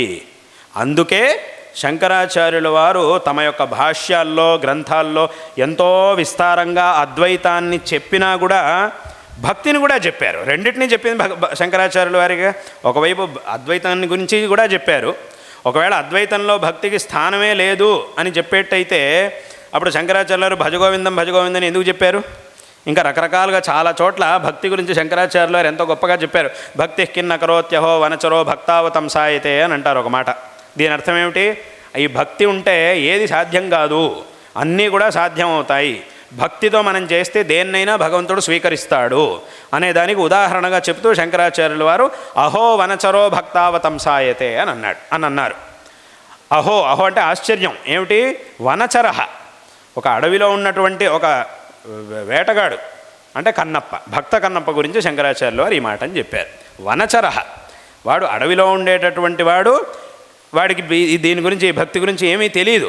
అటువంటి వ్యక్తి కూడా ఇవాల్టి రోజున భక్తావతంసాయతే, భక్తులందరిలోనూ భగవద్భక్తుల యొక్క పేర్లను చెప్పేటప్పుడు మొట్టమొదట మనం చెప్పేటటువంటి పేర్లలో కన్నప్ప పేరు ఒకటి. అంత గొప్ప స్థానాన్ని ఆ కన్నప్ప పొందాడు అనంటే దాని అర్థం ఏమిటి? అది దేనివల్ల సాధ్యమైంది? భక్తి వల్లే సాధ్యమైంది. కాబట్టి ఇది భక్తి యొక్క గొప్పదనం అని శంకరాచార్యుల వారే చెప్పారు. అద్వైత తత్వం గురించి శంకరులే చెప్పారు, ఈ భక్తి గురించి కూడా శంకరులే చెప్పారు. ఒకవేళ అద్వైతంలో భక్తికి స్థానమే లేదు అని అంటే శంకరులు భక్తి గురించి ఎందుకు చెప్తారు? కాబట్టి అక్కడికి ఏమైంది అని అంటే అద్వైతంలో భక్తికి విశేషమైనటువంటి స్థానం ఉంది. భక్తికి ఒక విశేషమైనటువంటి అంటే అహేతుకమైన స్వచ్ఛమైనటువంటి భక్తికి ఎక్కడ స్థానం ఉన్నది అని అంటే అద్వైతంలో ఉంటుంది. ఎందుకంటే అద్వైతంలో మన యొక్క ఆత్మ అనేది, ఆత్మ మీద మనకు ఎలాగైతే అహేతుకమైనటువంటి స్వచ్ఛమైనటువంటి ప్రీతి అనేది ఉన్నదో అదేవిధంగా ఆ భగవంతుడు కూడా మన ఆత్మస్వరూపుడే అయి ఉన్నాడు. కాబట్టి ఆ భగవంతుడి మీద మనకి అహేతుకమైనటువంటి భక్తి అనేది ఉంటుంది. తద్వారా మనం ఇంకా విశేషంగా భగవంతుడిని ఆరాధించగలుగుతాం. అదే వేరే భగవంతుడు మనకంటే భిన్నం అనేటటువంటి ఇది కనుక భావన కనుక ఉంటే అప్పుడు ఏమవుతుంది అని అంటే అక్కడ భక్తికి స్థానం ఉంది, లేదనట్లేదు. కానీ అది దేనివల్ల వచ్చింది అని అంటే మన యొక్క ఆత్మ మీద మనకు ఉండేటటువంటి భక్తి ద్వారా వచ్చాయి. ఎలాగైతే ఇంకో వ్యక్తుల మీద మనం ఎలాగైతే ప్రేమను చూపిస్తామో అలా ప్రేమను చూపించినట్టు మాత్రమే భగవంతుడి మీద అలా ప్రేమను చూపించినట్టు మాత్రమే అవుతుందే తప్ప స్వచ్ఛమైనటువంటి ప్రీతిని చూపించినట్టు అవ్వదు. కాబట్టి అటువంటి గొప్ప భక్తికి స్థానం అనేది ఎక్కడుంది అని అంటే అద్వైతంలోనే ఉండేది. అక్కడికి భగవంతుడు మన యొక్క ఆత్మస్వరూపుడే అయ్యున్నాడు. కాబట్టి మన ఆత్మస్వరూపుడైనటువంటి భగవంతుడి మీద స్వచ్ఛమైనటువంటి భక్తిని మనం చూపించగలుగుతాం. అదేవిధంగా ఆ ఆత్మస్వరూపుడే అయినప్పటికీ ఒక మాయ వల్ల, అంటే మాయ అనేది అదే ఉపాధి అని అంటారు దాని శాస్త్రంలో, ఆ మాయ వల్ల కొంత భిన్నంగా ఆ భగవంతుడు మనకి ఆ భగవంతుడికి మధ్యలో ఒక భేదం అనేది కల్పితంగా వచ్చింది. కాబట్టి భగవంతుడు వేరు నేను వేరు అనేటటువంటి వ్యవహారం కూడా ఉంది. ఇటు భగవంతుడు నాకంటే గొప్పవాడు అనేటటువంటి వ్యవహారము ఉన్నది.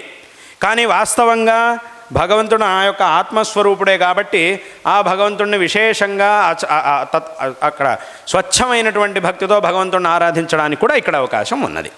అంటే నాకంటే భిన్నంగా అంటే కల్పితమైనటువంటి ఆ భేదాన్ని పెట్టుకొని భగవంతుడిని నాకంటే భిన్నంగా గొప్పగా చూడడానికి కూడా ఇక్కడ ఒక అవకాశం ఉన్నది.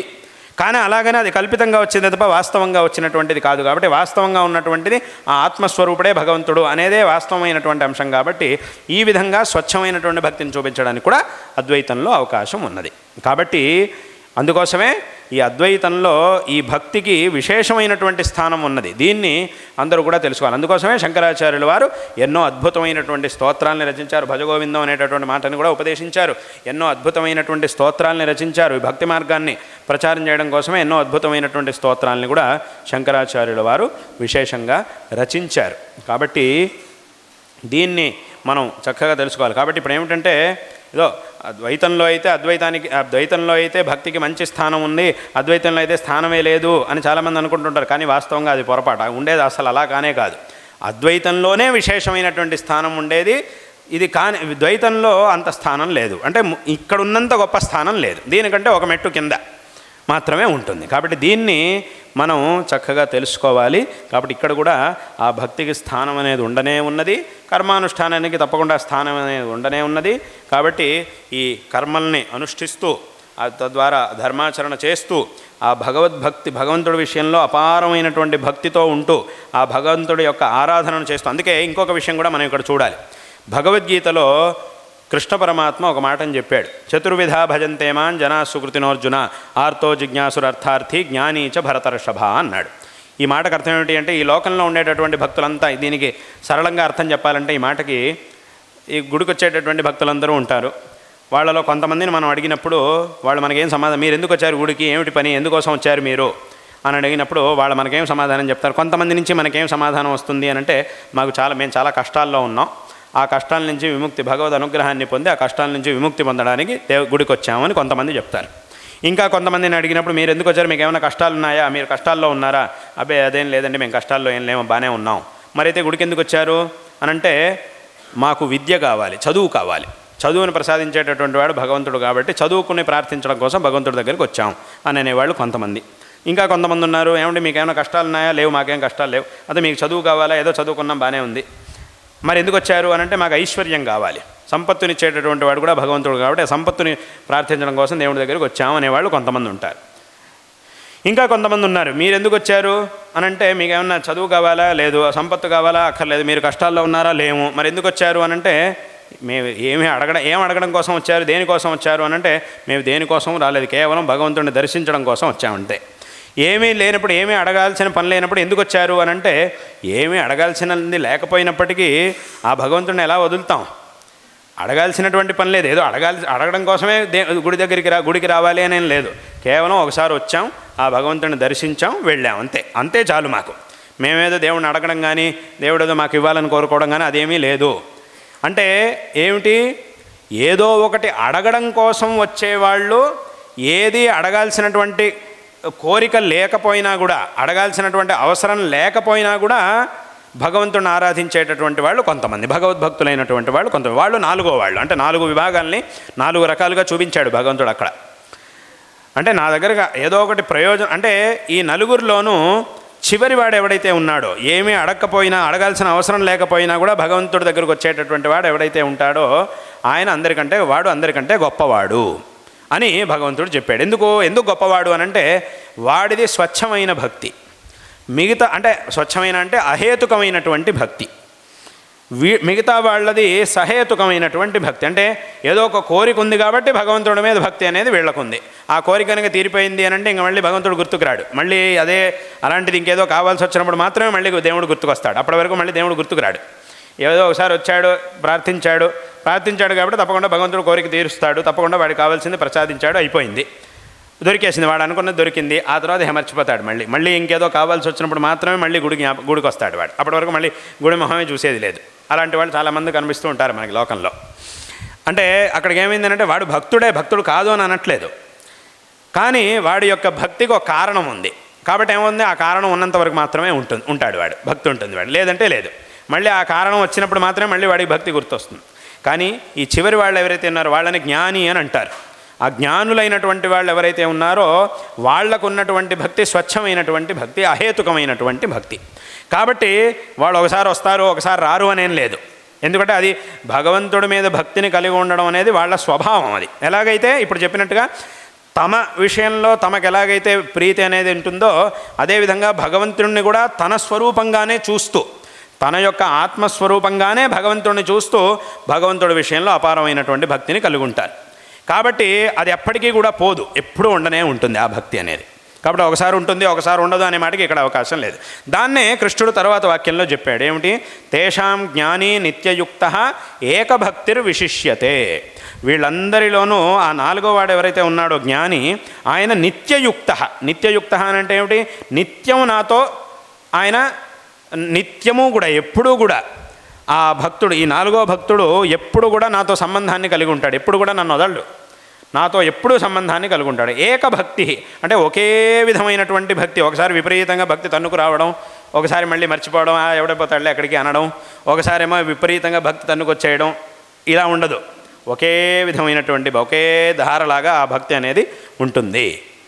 ఏదో పెద్దది ఏదో కావాల్సి వచ్చినప్పుడేమో విపరీతంగా భక్తి తన్నుకు రావడం, తర్వాత ఇదంతా ఎవడు చేస్తాడులే పోతలకి అని చెప్పి అనేయడం, ఇలా చేయడు వాడు.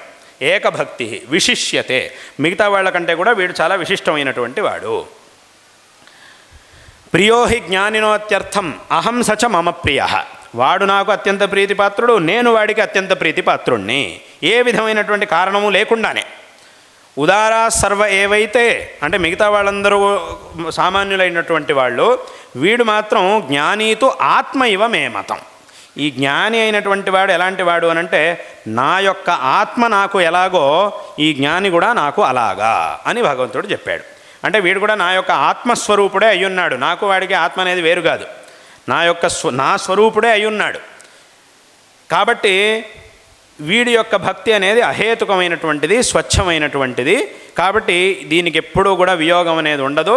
కాబట్టి వీడు నాకు అందరికంటే కూడా ఎక్కువ ఇష్టం అని భగవంతుడు చెప్పాడు. అంటే అక్కడికి ఏమైంది, దీని ద్వారా కూడా మనం తెలుసుకోవాల్సినటువంటిది ఏమిటి అంటే, అహేతుకమైన స్వచ్ఛమైనటువంటి భక్తి అనేది ఎక్కడ కలుగుతుంది అని అంటే, భగవంతుడు మన ఆత్మస్వరూపుడైనప్పుడు మాత్రమే. మనకంటే భిన్నుడైతే అది అప్పుడు దానికి ఒక కారణం వచ్చేస్తుంది మధ్యలో. ఆ కారణం ఏమీ లేకుండా స్వచ్ఛంగా ఉండాలి అని అంటే అది అహేతుకమైనటువంటి ప్రీతి భక్తి అనేది ఉండాలి. అది మన యొక్క ఆత్మస్వరూపం అయితేనే అవుతుంది. అదే అద్వైత తత్వం. దీన్నే అద్వైత తత్వం అనేది మనకి చెప్తోంది. కాబట్టి ఇది ఇక్కడ ఉన్నటువంటి గొప్పతనం. దీన్నే శంకరాచార్యుల వారు విశేషంగా చెప్పారు. అందుకే ఈ భక్తి మార్గాన్ని కూడా శంకరాచార్యుల వారు విశేషంగా ఉద్ధారం చేశారు. అంటే ఇక్కడ ఏదో వేరే వాళ్ళ గురించి ఏదో నిందిస్తున్నాం అథవా వేరే వాళ్ళది భక్తే లేదు, అది సరే కాదు అని నేను అనట్లేదు. వేరే మార్గాల్లోనూ అంటే అద్వైతం కానటువంటి మార్గాల్లోనూ భక్తి అనేది ఉండనే ఉంది. ఇందాక చెప్పినట్టుగా భక్తికి స్థానం అనేది ఉండనే ఉన్నది, అందులో ఏ విధమైనటువంటి సందేహం లేదు. అక్కడ భక్తి ఉంది. కానీ అంతకంటే కూడా ఉత్కృష్టమైనటువంటి భక్తికి ఎక్కడ స్థానం అని అంటే అది అద్వైత సిద్ధాంతంలో. కాబట్టి దీన్ని మనం చక్కగా తెలుసుకోవాలి అనేటటువంటి విషయాన్ని ఈ సందర్భంలో చెబుతూ ఉన్నాం. కాబట్టి ఈ విధంగా శంకరాచార్యుల వారు అన్నిటికంటే ఉత్కృష్టమైనటువంటి ఆ అద్వైత తత్వాన్ని మనకు ఉపదేశించారు. ఆ అద్వైత తత్వాన్ని మనం పొందాలి అనంటే దానికి కావలసినటువంటి మార్గాన్ని, భక్తి మార్గాన్ని, కర్మ మార్గాన్ని కూడా శంకరాచార్యుల వారు మనం ఎలా పొందాలి ఆ తత్వాన్ని అనేటటువంటి విషయాన్ని, ఆ మార్గాన్ని కూడా శంకరాచార్యుల వారు మనకు చూపించారు. కాబట్టి ఆ మార్గంలో వెళ్ళి, శంకరుడు మనకు చూపించినటువంటి మార్గంలో వెళ్ళి శంకరులు రచించినటువంటి గ్రంథాలని పఠిస్తూ కొంతవరకైనా, చాలామంది ఏమంటారు అంటే, మాకు ఆ పుస్తకాలు చదివితే అవేం అర్థం కావు కదండి, అవన్నీ సంస్కృతంలో ఉంటాయి కదండి, ఎలా అర్థం చేసుకునేది, చెప్పేవాళ్ళు ఎవరు లేరు మాకు, కాబట్టి ఎలా అర్థం చేసుకోవాలని చాలామంది అడుగుతుంటారు. చెప్పేవాళ్ళు ఉంటే వాళ్ళ నుంచి చెప్పించుకోవడం. కానీ ఒకవేళ చెప్పేవాళ్ళు లేరు అన్నంత మాత్రాన ఇంకా మనకి ఇంకో మార్గమే లేదు అని కాదు అని అనుకోక్కర్లేదు.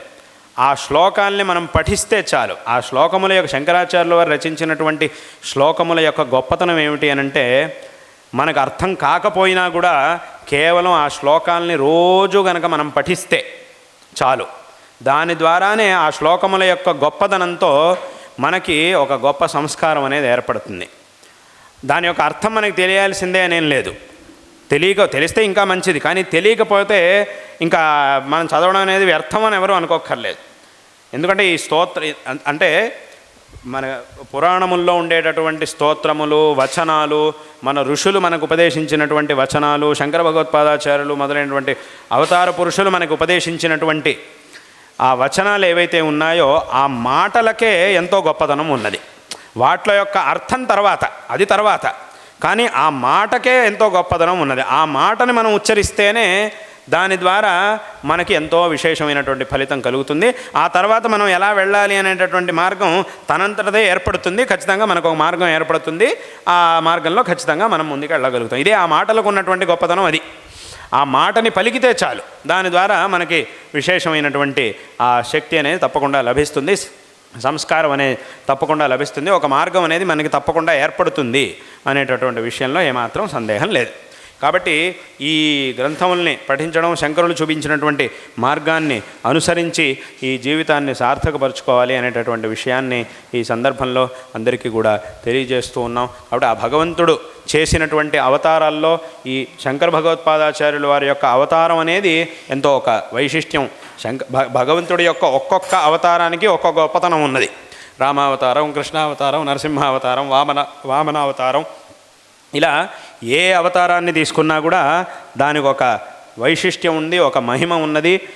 ఆయా అవతారాల్లో భగవంతుడు ఒక్కొక్క రూపంలో మనకు కనబడుతూ ఉంటాడు, ఒక్కొక్క నామాన్ని ధరించి భగవంతుడు మన ముందుకు వస్తూ ఉంటాడు. కానీ ఇక్కడ మనం తెలుసుకోవాల్సినటువంటి విషయం ఏమిటి అంటే, భగవంతుడు ఎన్ని రకాలుగా అవతరించినా, ఎన్ని పనులు చేసినా కూడా వీటన్నిటి యొక్క ఉద్దేశ్యం ఏమిటి అనంటే ధర్మోద్ధరణ, అలాగే భక్తానుగ్రహం, భక్తులను అనుగ్రహించడం, ధర్మాన్ని ఉద్ధరించడం. ఉద్దేశ్యం మాత్రం ఒకటే, కానీ భగవంతుడు దానికోసం ధరించినటువంటి రూపాలు మాత్రం రకరకాలుగా ఉండొచ్చు. మరి ఉద్దేశ్యం ఒకటే అయినప్పుడు రూపాలు ఇన్నెందుకు అనంటే, ఇక్కడ మనం తెలుసుకోవాల్సినటువంటి విషయం ఏమిటి అనంటే, ఆ ఉద్దేశ్యం ఒకటే అయినప్పటికీ ఆ ధర్మాన్ని ఉద్ధరించడానికి భగవంతుడు చేయవలసినటువంటి కార్యములు ఏవైతే ఉన్నాయో అవి రకరకాలుగా ఉన్నాయి. ఎందుకు ఆ పనులు ఎందుకు రకరకాలుగా ఉన్నాయి అనంటే, అప్పుడు మన ముందున్నటువంటి స్థితులు రకరకాలుగా ఉన్నాయి. అంటే ఒక విధంగా ధర్మానికి ఒకసారి సంకష్ట స్థితి ఏర్పడింది, దానికోసం ఒక రూపాన్ని ధరించాల్సి వచ్చింది. ఒకసారి నరసింహ స్వరూపాన్ని ధరించాల్సి వచ్చింది, ఒకసారి రాముడి రూపాన్ని ధరించాల్సి వచ్చింది. ఎందుకంటే అలా ఆ రూపాన్ని ధరిస్తేనే అప్పుడు ఉన్నటువంటి పరిస్థితికి తగినట్టుగా ధర్మోద్ధరణ అనేది సాధ్యమవుతుంది. కాబట్టి ఆ విధంగా భగవంతుడు ఒక్కొక్క సందర్భంలో ఒక్కొక్క రూపాన్ని ధరించాల్సి వచ్చింది. అంతే తప్ప ఇక్కడ దేవుడు ఇన్ని రూపాన్ని ధరించాడు అనగానే దేవుళ్ళే చాలామంది అయిపోయారు, ఆ దేవుళ్ళు చాలామంది అయిపోయారు అని అర్థం కాదు. అథవా అవతారం యొక్క ఉద్దేశాలే మారిపోయినాయి, దీని ఉద్దేశం వేరు దాని ఉద్దేశం వేరు అని కాదు. భగవంతుడు ఎన్ని రకాలుగా అవతరించినా కూడా దాని ఉద్దేశం భక్తానుగ్రహం, ధర్మోద్ధరణ. కాబట్టి ఒక్కొక్కసారి ధర్మోద్ధరణ చేయడం కోసం కావాల్సినటువంటి మార్గములు రకరకాలుగా ఉన్నాయి. కాబట్టి ఆయా మార్గాల కోసం ఆయా అవతారాలని భగవంతుడు ధరించాడు. అంటే ఒకసారి రాముడుగా రావాల్సి వచ్చింది, రాముడి యొక్క తత్వమే ఒకసారి మనకు కావాల్సి వచ్చింది, అప్పుడు రాముడుగా భగవంతుడు వచ్చాడు. అలాగే ఇంకో సందర్భంలో రాముడి తత్వంతో వస్తే సరిపోదు, అందుకోసం కృష్ణుడిగా భగవంతుడు వచ్చాడు. ఆ కృష్ణుడి యొక్క తత్వంతో భగవంతుడు వచ్చాడు, భక్తులను అనుగ్రహించాడు. అలాగే ఇంకో సందర్భంలో రాముడుగానో కృష్ణుడుగానో వస్తే సరిపోదు, నరసింహస్వామిగానే రావాలి. ఆ సమయానికి కావాల్సింది అదే తత్వం, ఆ స్వరూపమే మనకు కావాలి. ఆ నరసింహస్వామి యొక్క రూపంలో వస్తేనే అప్పుడు ఉన్నటువంటి పరిస్థితిని సరిచేసి ధర్మోద్ధరణ చేసి భక్తులను అనుగ్రహించడం అనేది సాధ్యమవుతుంది. కాబట్టి అప్పుడు నరసింహస్వామిగా వచ్చాడు. ఇంకొక సందర్భంలో ఇటువంటి రూపాలేమీ లేకుండా వామనావతారంలో భగవంతుడు వచ్చాడు. అలా వస్తేనే ఆ సందర్భంలో ధర్మోద్ధరణ అనేది సాధ్యమవుతుంది. ఎందుకంటే అప్పుడు ఉన్నటువంటి పరిస్థితి అది, అప్పుడేదో పెద్ద పెద్ద యుద్ధాలు అవన్నీ చేయాల్సినటువంటి అవసరం లేదు. కాబట్టి అప్పుడు చేయవలసినటువంటి పని కోసం వామనుడిగా భగవంతుడు వచ్చాడు. ఆ ఒక్క అవతారంలో ఒక పనిని చేసేసాడు, తద్వారా ధర్మోద్ధరణ, భక్తానుగ్రహం. ఆ బలిచక్రవర్తిని అనుగ్రహించాడు, దేవతలందరినీ అనుగ్రహించాడు. భగవంతుడు ధర్మోద్ధరణ చేశాడు, తన యొక్క మహిమని చూపించాడు. ఇవన్నిటినీ కూడా ఆ ఒక అవతారంలో, ఎందుకంటే అప్పుడు అలా చేయాలి అనంటే ఆ అవతారమే సరి, కాబట్టి అలా వచ్చాడు. కాబట్టి ఈ విధంగా ఆయా సందర్భాలని చూసుకొని దానికి తగినట్టుగా ఏ రూపాన్ని ధరిస్తే బాగుంటుందో ఆ రూపాన్ని ధరించి భగవంతుడు మన ముందుకు వచ్చాడు. ఎందుకంటే భగవంతుడు ధరించేటటువంటి రూపం అనేది ఏదైతే ఉంటుందో అది ఏదో జీవాత్మలు ధరించినట్టు ఏదో ప్రారంభ కర్మతో ధరించే రూపం కాదు. మనుషులు అథవా ప్రాణులు వీళ్ళందరూ కూడా ఏదైనా ఒక రూపాన్ని ధరించాలి అని అంటే వాళ్ళ కర్మకి తగినట్టుగా ఏ రూపం వస్తే ఆ రూపాన్ని ఒప్పుకోవాల్సిందే. ఇంకా అక్కడ సందేహం లేదు. నాకు ఈ రూపం కుదరదు, ఇంకోటి రావాలి అని అంటే అది అయ్యే పని కాదు. ఏదో శరీరం వచ్చింది, అబ్బాయి ఈ శరీరం అంత బాగాలేదండి, ఏదో కాస్త నల్లగా ఉన్నాను, కాస్త తెల్లగా ఉండే శరీరం రావాలి నాకు అని అంటే అది అయ్యే పని కదా, అలా అవ్వదు. అబ్బాయి ఇది అంత బాగాలేదండి, ఇంకా కొంచెం అందంగా ఉండే రూపం నాకు కావాలి అని అంటే అది రాదు. వచ్చింది ఏదో, ఎందుకంటే ఇది కర్మానుసారంగా వచ్చింది కాబట్టి ఏదొస్తే దాన్ని తీసుకోవాలి అంతే. కాబట్టి ఇక్కడ మనం ఏదో కావాలి, అది కావాలి, ఇది కావాలి అనుకుంటూ కోరుకుంటే వచ్చేది కాదు. ఎందుకంటే అలా కోరుకోవాలంటే ఈ శరీరం మనకి రావడానికి కారణమైనటువంటి కర్మ ఏదైతే ఉందో ఆ కర్మని చేసే ముందే ఆలోచించాలి. అప్పుడు ఆలోచించకుండా చేయాల్సిన కర్మని చేసేసి తర్వాత శరీరం వచ్చాక ఇది కావాలి, ఇది వద్దు, ఇది కావాలి అంటే మాత్రం అయ్యేది కాదు. ఒకవేళ ఆలోచన ఉంది అని అంటే కనుక నాకు మంచి శరీరం రావాలి, మంచి జన్మ రావాలి, ఫలానా ఇలా ఉండాలి, అలా ఉండాలి అనే కోరిక కనుక మనకుంటే ఆ కర్మని చేసే ముందే ఆలోచించాలి. అప్పుడు కావలసినటువంటిది ఏదైనా వస్తుంది. కాబట్టి ఇది కర్మల వల్ల ఏర్పడినటువంటి శరీరం, జీవులకు ఏర్పడినటువంటి శరీరం. భగవంతుడు అలాంటి శరీరం కాదు. భగవంతుడు కేవలం తన ఇచ్ఛతోనే కావలసినటువంటి రూపాన్ని గ్రహిస్తాడు. ఎలాంటి రూపాన్నైనా భగవంతుడు గ్రహించగలుగుతాడు, స్వీకరించగలుగుతాడు. అది ఏదైనా కూడా భగవంతుడికి సాధ్యం. కాబట్టి ఇది ఏదో కర్మ వల్ల వచ్చినటువంటి రూపం కాదు భగవంతుడికి. కాబట్టి ఆ భగవంతుడు ఇన్ని రూపాలని ధరించాడు. ఎన్ని రూపాలని ధరించినా కూడా వాటి యొక్క ప్రయోజనం ఏమిటి అంటే ధర్మోద్ధరణ. అంటే దీని ద్వారా మనం తెలుసుకోవాల్సినటువంటి విషయం ఏమిటి అనంటే, ఈ ధర్మానికి సంకష్టములు అనేవి రకరకాలుగా ఏర్పడుతూ ఉంటాయి.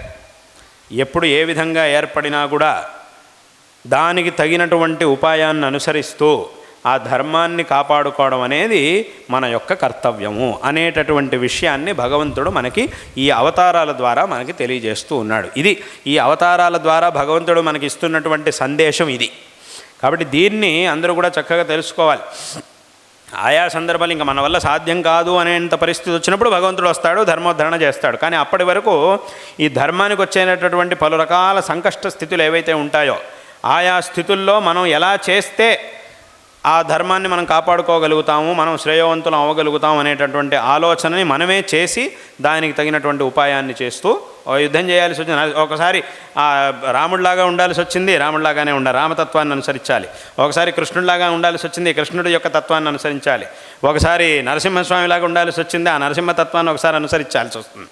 అలాంటి పరిస్థితులు కూడా వస్తూ ఉంటాయి. మన యొక్క ధర్మాన్ని, ఈ దేశాన్ని, ధర్మాన్ని మనం కాపాడుకోవాలి అని అంటే ఒకసారి రాముడిలాగా ఉండాల్సి వస్తుంది, ఒకసారి కృష్ణుడిలాగా ఉండాల్సి వస్తుంది, ఒకసారి వామనుడిలాగా కూడా ఉండాల్సి వస్తుంది, ఉండాలి. ఒకసారి నరసింహస్వామిలాగా కూడా ఉండాల్సి వస్తుంది. ఇప్పుడు మనం చూస్తున్నాం నరసింహస్వామిలాగానే నరసింహస్వామిలా ఉంటేనే ఇప్పుడు పని అవుతుంది. మన దేశం యొక్క స్థితికి ఇప్పుడు మనం చూస్తున్నటువంటి పరిస్థితిలో ఈ దేశాన్ని, ధర్మాన్ని కాపాడుకోవాలనంటే నరసింహస్వామిలాగా ఉండి చేస్తేనే జరుగుతుంది. అలా చేశారు, జరుగుతోంది కూడా. అది ఆ నరసింహతత్వం మనకు ఉపదేశిస్తూ ఉన్నది. కాబట్టి అక్కడికి ఏమైంది, ఆయా సందర్భాల్లో ఏ తత్వాన్ని అనుసరించాలో దాన్ని భగవంతుడు మనకి చూపించాడు తన యొక్క అవతారాల ద్వారా. ఈ సందేశాన్ని భగవంతుడు మనకిచ్చాడు.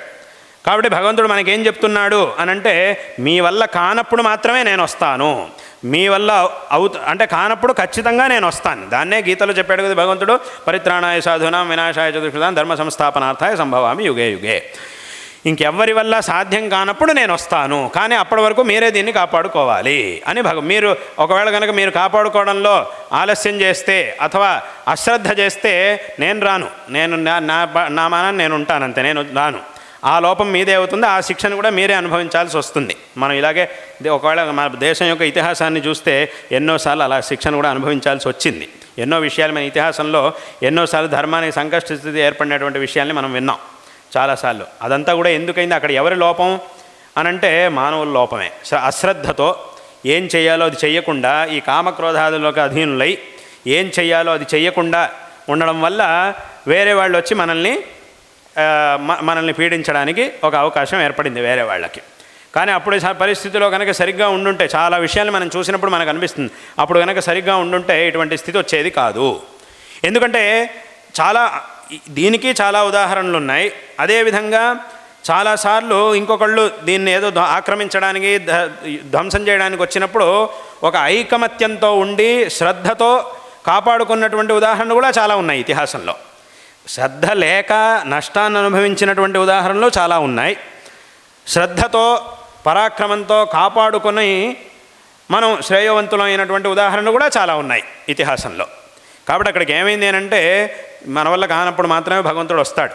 నిజంగా మనం చూసినటువంటి సందర్భాల్లో మన వల్ల కాకపోయి ఉంటే తప్పకుండా భగవంతుడు వచ్చేవాడు.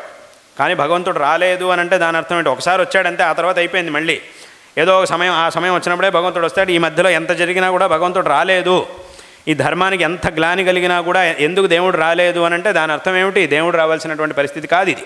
ఇక్కడ దేవుడు రాకపోవడం వల్ల ఇలా జరిగిందని కాదు. ఎవరైతే కాపాడుకోవాల్సినటువంటి బాధ్యత ఎవరికైతే ఉన్నదో వాళ్ళు తమ ప్రయత్నాన్ని చేయకపోవడం వల్ల, అశ్రద్ధను చూపించడం వల్ల ఇలా జరిగింది. అయితే ఏదైతే జరిగిపోయిందో దాని గురించి అదెందుకు జరిగింది, మనం వెనక్కి వెళ్ళి ఇప్పుడు దాన్ని అంతా సరి చేసుకోవడం అనేది సాధ్యం కాదు. కానీ ఈ వెనక్కి వెళ్ళి దాన్ని సరి చేసుకోవడం అనేది సాధ్యం కాకపోయినప్పటికీ దాని నుంచి నేర్చుకోవడం అనేది ఇది ఇప్పటికీ సాధ్యం అవుతుంది. నేర్చుకోవాలి, ఇతిహాసం నుంచి ఎన్నో పాఠాలని మనం నేర్చుకోవాలి అనేటటువంటి విషయంలో మాత్రం ఏమాత్రం సందేహం లేదు. కాబట్టి నేర్చుకొని మళ్ళీ ఇంకా భవిష్యత్తులో అలా రాకుండా, ఆ పరిస్థితి అలా వికటించకుండా ఉండేటటువంటి ప్రయత్నాన్ని అందరూ చేయొచ్చు. దీనికి మాత్రం ఇప్పుడు అవకాశం ఉన్నది, దాన్ని సరి చేసుకోవడానికి అవకాశం లేదు. కానీ ముందు దీన్ని కాపాడుకోవడానికి ఇంకా మళ్ళీ అటువంటి పరిస్థితి వచ్చినప్పుడు అదే విధమైనటువంటి ఇబ్బంది రాకుండా ఉండడానికి కావాల్సినటువంటి ప్రయత్నాన్ని చేయడానికి ఇప్పటికీ అవకాశం ఉండనే ఉన్నది. కాబట్టి ఈ విధంగా ఆ భగవంతుడు తన యొక్క అవతారాల ద్వారా మనకి ఈ సందేశాన్ని ఇస్తూ ఉన్నాడు. అటువంటి అనేక అవతారాల్లో శంకర భగవత్పాదాచార్యులు వారి యొక్క అవతారం అనేది ఒక అద్భుతమైనటువంటి అవతారం. ఎందుకంటే ఆ సందర్భంలో ఇందాక చెప్పినట్టుగా అప్పుడున్నటువంటి పరిస్థితిలో ఏదో యుద్ధాలు అవి చేయవలసినటువంటి అవసరం లేదు. ఏం చేయాలి, జనాల్లో ఉన్నటువంటి అజ్ఞానాన్ని పోగొట్టాలి, జ్ఞానాన్ని ప్రసాదించాలి. అందుకోసం జ్ఞానాన్ని ఇచ్చేటటువంటి వాడు ఎవరు అని అంటే గురువు. కాబట్టి భగవంతుడు శంకరుల రూపంలో, గురువు రూపంలో అవతరించి ఈ ధర్మాన్ని మనకు ఉపదేశించారు, విశేషంగా ఈ లోకాన్ని అనుగ్రహించారు. అనేక గ్రంథాలని రచించారు శంకరాచార్యుల వారు. అదేవిధంగా భారతంలో అన్ని చోట్ల దిగ్విజయ యాత్రను చేశారు శంకరాచార్యుల వారు. అదేవిధంగా చతురామ్నాయ పీఠాలని స్థాపించారు. మన భారతదేశం యొక్క 4 దిక్కుల్లోనూ 4 ఆమ్నాయ పీఠాలని స్థాపించారు. అందులోనూ విశేషంగా ఈ దక్షిణ భారతదేశానికి, దక్షిణ దిక్కుకి విశేషంగా ఈ శృంగేరి శారదా పీఠాన్ని శంకరాచార్యుల వారు శృంగేరిలో అమ్మవారిని, శారదా అమ్మవారిని ప్రతిష్టాపన చేసి ఈ పీఠాన్ని స్థాపించారు. అందుకే దీనికి శారదా పీఠము అనేటటువంటి పేరు వచ్చింది. ఇటువంటి పీఠంలో అవిచ్ఛిన్నమైనటువంటి గురు పరంపర కొనసాగుతూ ఉన్నది. ఈ పీఠ పరంపరలోనే 12వ అధిపతులు జగద్గురు శ్రీ విద్యారణ్య మహాస్వామి వారు. విద్యారణ్య మహాస్వామి వారు విజయనగర సామ్రాజ్యాన్ని స్థాపించారు. 4 వేదాలకు భాష్యాల్ని రాశారు. ఈ విజయనగర హిందూ ధర్మ సామ్రాజ్యాన్ని స్థాపించి దీని యొక్క రక్షణ కోసం విశేషమైనటువంటి కృషిని చేశారు, అనుగ్రహం చేశారు. వారి యొక్క తపశ్శక్తిని ఈ సామ్రాజ్య స్థాపనకి ధారబోసి విశేషంగా మన హిందూ ధర్మాన్ని సంరక్షించారు. అదేవిధంగా గ్రంథ రచనను కూడా ఎన్నో గ్రంథాలు, చతుర్వేద భాష్యాలు, ఇంకా ఎన్నో గ్రంథాలని రచించి విశేషంగా లోకానుగ్రహం చేశారు. కాబట్టి ఈ విధంగా ఈ గురు పరంపర, శృంగేరిపీఠ గురు పరంపరలో 36వ అధిపతులు మా గురువరేణ్యులు జగద్గురు శ్రీ శ్రీ భారతీ తీర్థ మహాస్వామి వారు ప్రస్తుతం ఈ పీఠం యొక్క అధిపతులుగా ఉంటూ మనల్ని అనుగ్రహిస్తూ ఉన్నారు. మా గురువరేణ్యులు తమ యొక్క విజయయాత్ర కాలంలో చాలాసార్లు ఇక్కడ అనంతపురానికి వచ్చారు. విశేషంగా ఇక్కడ ఈ శంకరమఠం, ఈ ప్రాంతంలో ఒక శంకరమఠం అనేది ఉండాలి, దీని ద్వారా విశేషంగా ధర్మ ప్రచారం జరగాలి, భక్తులందరికీ కూడా ఒక ధార్మికమైనటువంటి శ్రద్ధా కేంద్రంగా, ఒక శక్తి కేంద్రంగా, మన యొక్క ధర్మం యొక్క శక్తి కేంద్రంగా శంకరమఠం అనేది ఉండాలి, అక్కడ అమ్మవారి యొక్క, శంకర భగవత్పాదాచార్యుల వారి యొక్క సన్నిధానం ఉండాలి అనేటటువంటి ఉద్దేశంతో మా గురువరేణ్యులు తమ అమృతహస్తాలతో శారదామ్మవారిని, శంకరాచార్యుల వారిని ప్రతిష్ఠించారు. తదనంతర కాలంలో ఇక్కడ గణపతిని కూడా ప్రతిష్ఠ చేయడం జరిగింది. ఈ విధంగా ఈ శంకరమఠం అనేది ఇక్కడి ఆస్తిక భక్త మహాజనులందరి యొక్క శ్రద్ధా కేంద్రంగా ఇది విరాజమానం అవుతూ ఉన్నది. ఇది అత్యంత సంతోషకరమైనటువంటి విషయం. ఈ సందర్భంలో మీ అందరికీ కూడా మా యొక్క నారాయణ స్మరణ పూర్వకమైన ఆశీర్వాదాలని తెలియజేస్తూ ఉన్నాం. ఇంతకుముందు 2018వ సంవత్సరంలో మేము ఇక్కడికి వచ్చినప్పుడు, మా యొక్క యాత్రా కాలంలో ఇక్కడికి వచ్చినప్పుడు ఇక్కడ విశేషంగా గణపతి ప్రతిష్ఠ చేయడం అనేది అప్పుడు జరిగింది. తదనంతరం మళ్ళీ వచ్చినప్పుడు ఇక్కడ అమ్మవారి యొక్క సన్నిధిలో, శంకరాచార్యుల వారి యొక్క సన్నిధిలో పంచలోహ మూర్తిని ప్రతిష్టాపన చేయడం అనేది జరిగింది. ఈ విధంగా ఇప్పుడు మళ్ళీ ఈ యాత్రా కాలంలో ఇక్కడి నుంచి వెళుతూ, ఈ మార్గం నుంచి వెళుతూ ఇక్కడికి రావాలి అని సంకల్పం చేశాం. తదనుసారంగా ఇవాళ రోజున ఇక్కడికి వచ్చాం. ఇక్కడి నుంచి మళ్ళీ తర్వాత యాత్రని రేపటి రోజున ఇక్కడి నుంచి మళ్ళీ యాత్రను కొనసాగించబోతూ ఉన్నాం. ఇవాళ రోజున ఇక్కడికి వచ్చాం. మీ అందరికీ కూడా మా యొక్క నారాయణ స్మరణ పూర్వకమైన ఆశీర్వాదాలని అందరికీ కూడా తెలియజేస్తూ ఉన్నాం. అందరూ కూడా విశేషంగా ఈ ఒక ధర్మ మార్గంలో ఇదే విధమైనటువంటి ధర్మశ్రద్ధ, ఇదే విధమైనటువంటి గురుభక్తి, ఇదే విధమైనటువంటి భగవద్భక్తిని కలిగి ఉండాలి.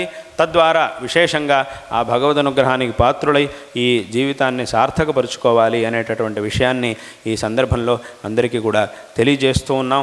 మనం తెలుసుకోవాల్సినటువంటి విషయాలు చాలా ఉన్నాయి. ఇంకా ధర్మానికి సంబంధించినటువంటివి మనం తెలుసుకోవాల్సినటువంటి, అంటే ధర్మం అంటే ఎవరిదో కాదు, మనదే.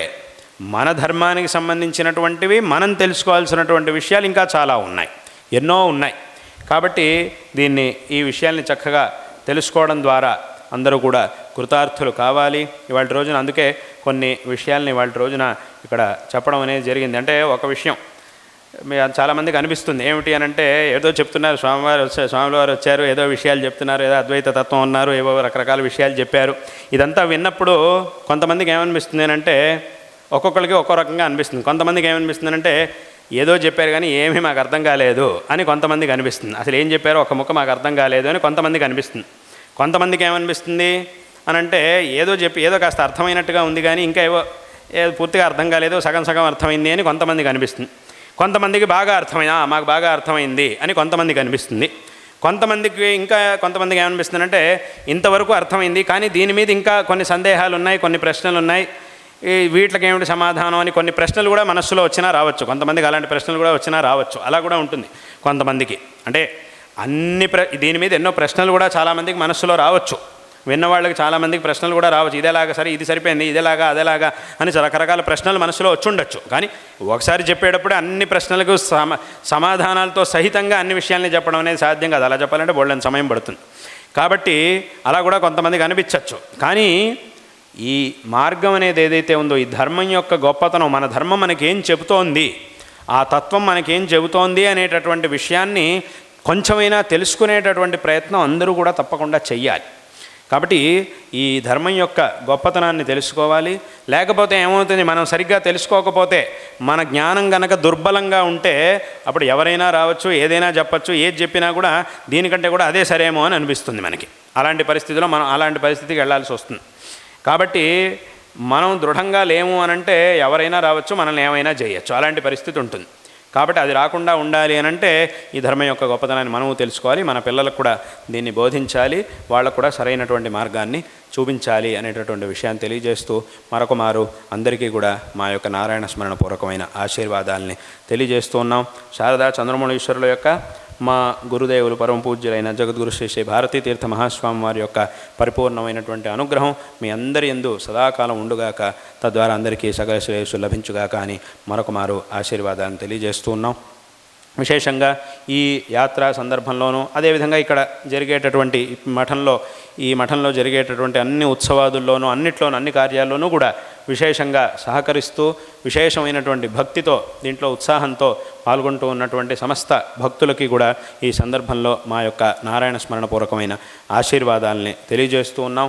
అదేవిధంగా ఇక్కడ మా యొక్క ఆజ్ఞతో ఇక్కడ అధికారులుగా నియుక్తులై సత్యప్రసాద్ గారు, ఆయన తమ యొక్క దీని యొక్క నిర్వహణాదుల్ని చేస్తూ ఉన్నారు. ఆయనకు కూడా ఈ సందర్భంలో మా యొక్క ఆశీర్వాదాన్ని తెలియజేస్తూ ఉన్నాం. అదేవిధంగా ఆయనతో పాటు ఈ కార్యంలో ఉన్నటువంటి సమస్త భక్తులకి, ఇవాళ రోజున ఇక్కడికి వచ్చినటువంటి సమస్త ఆస్తిక భక్త మహాజనులకు కూడా మరొక మారు ఆశీర్వాదాలని తెలియజేస్తూ ఈ భాషణాన్ని ఇక్కడికి ముగిస్తూ ఉన్నాం. హర నమః పార్వతీపతయే, Hara Hara Mahadeva. Thanks for watching. Please comment, like, share and subscribe our channel.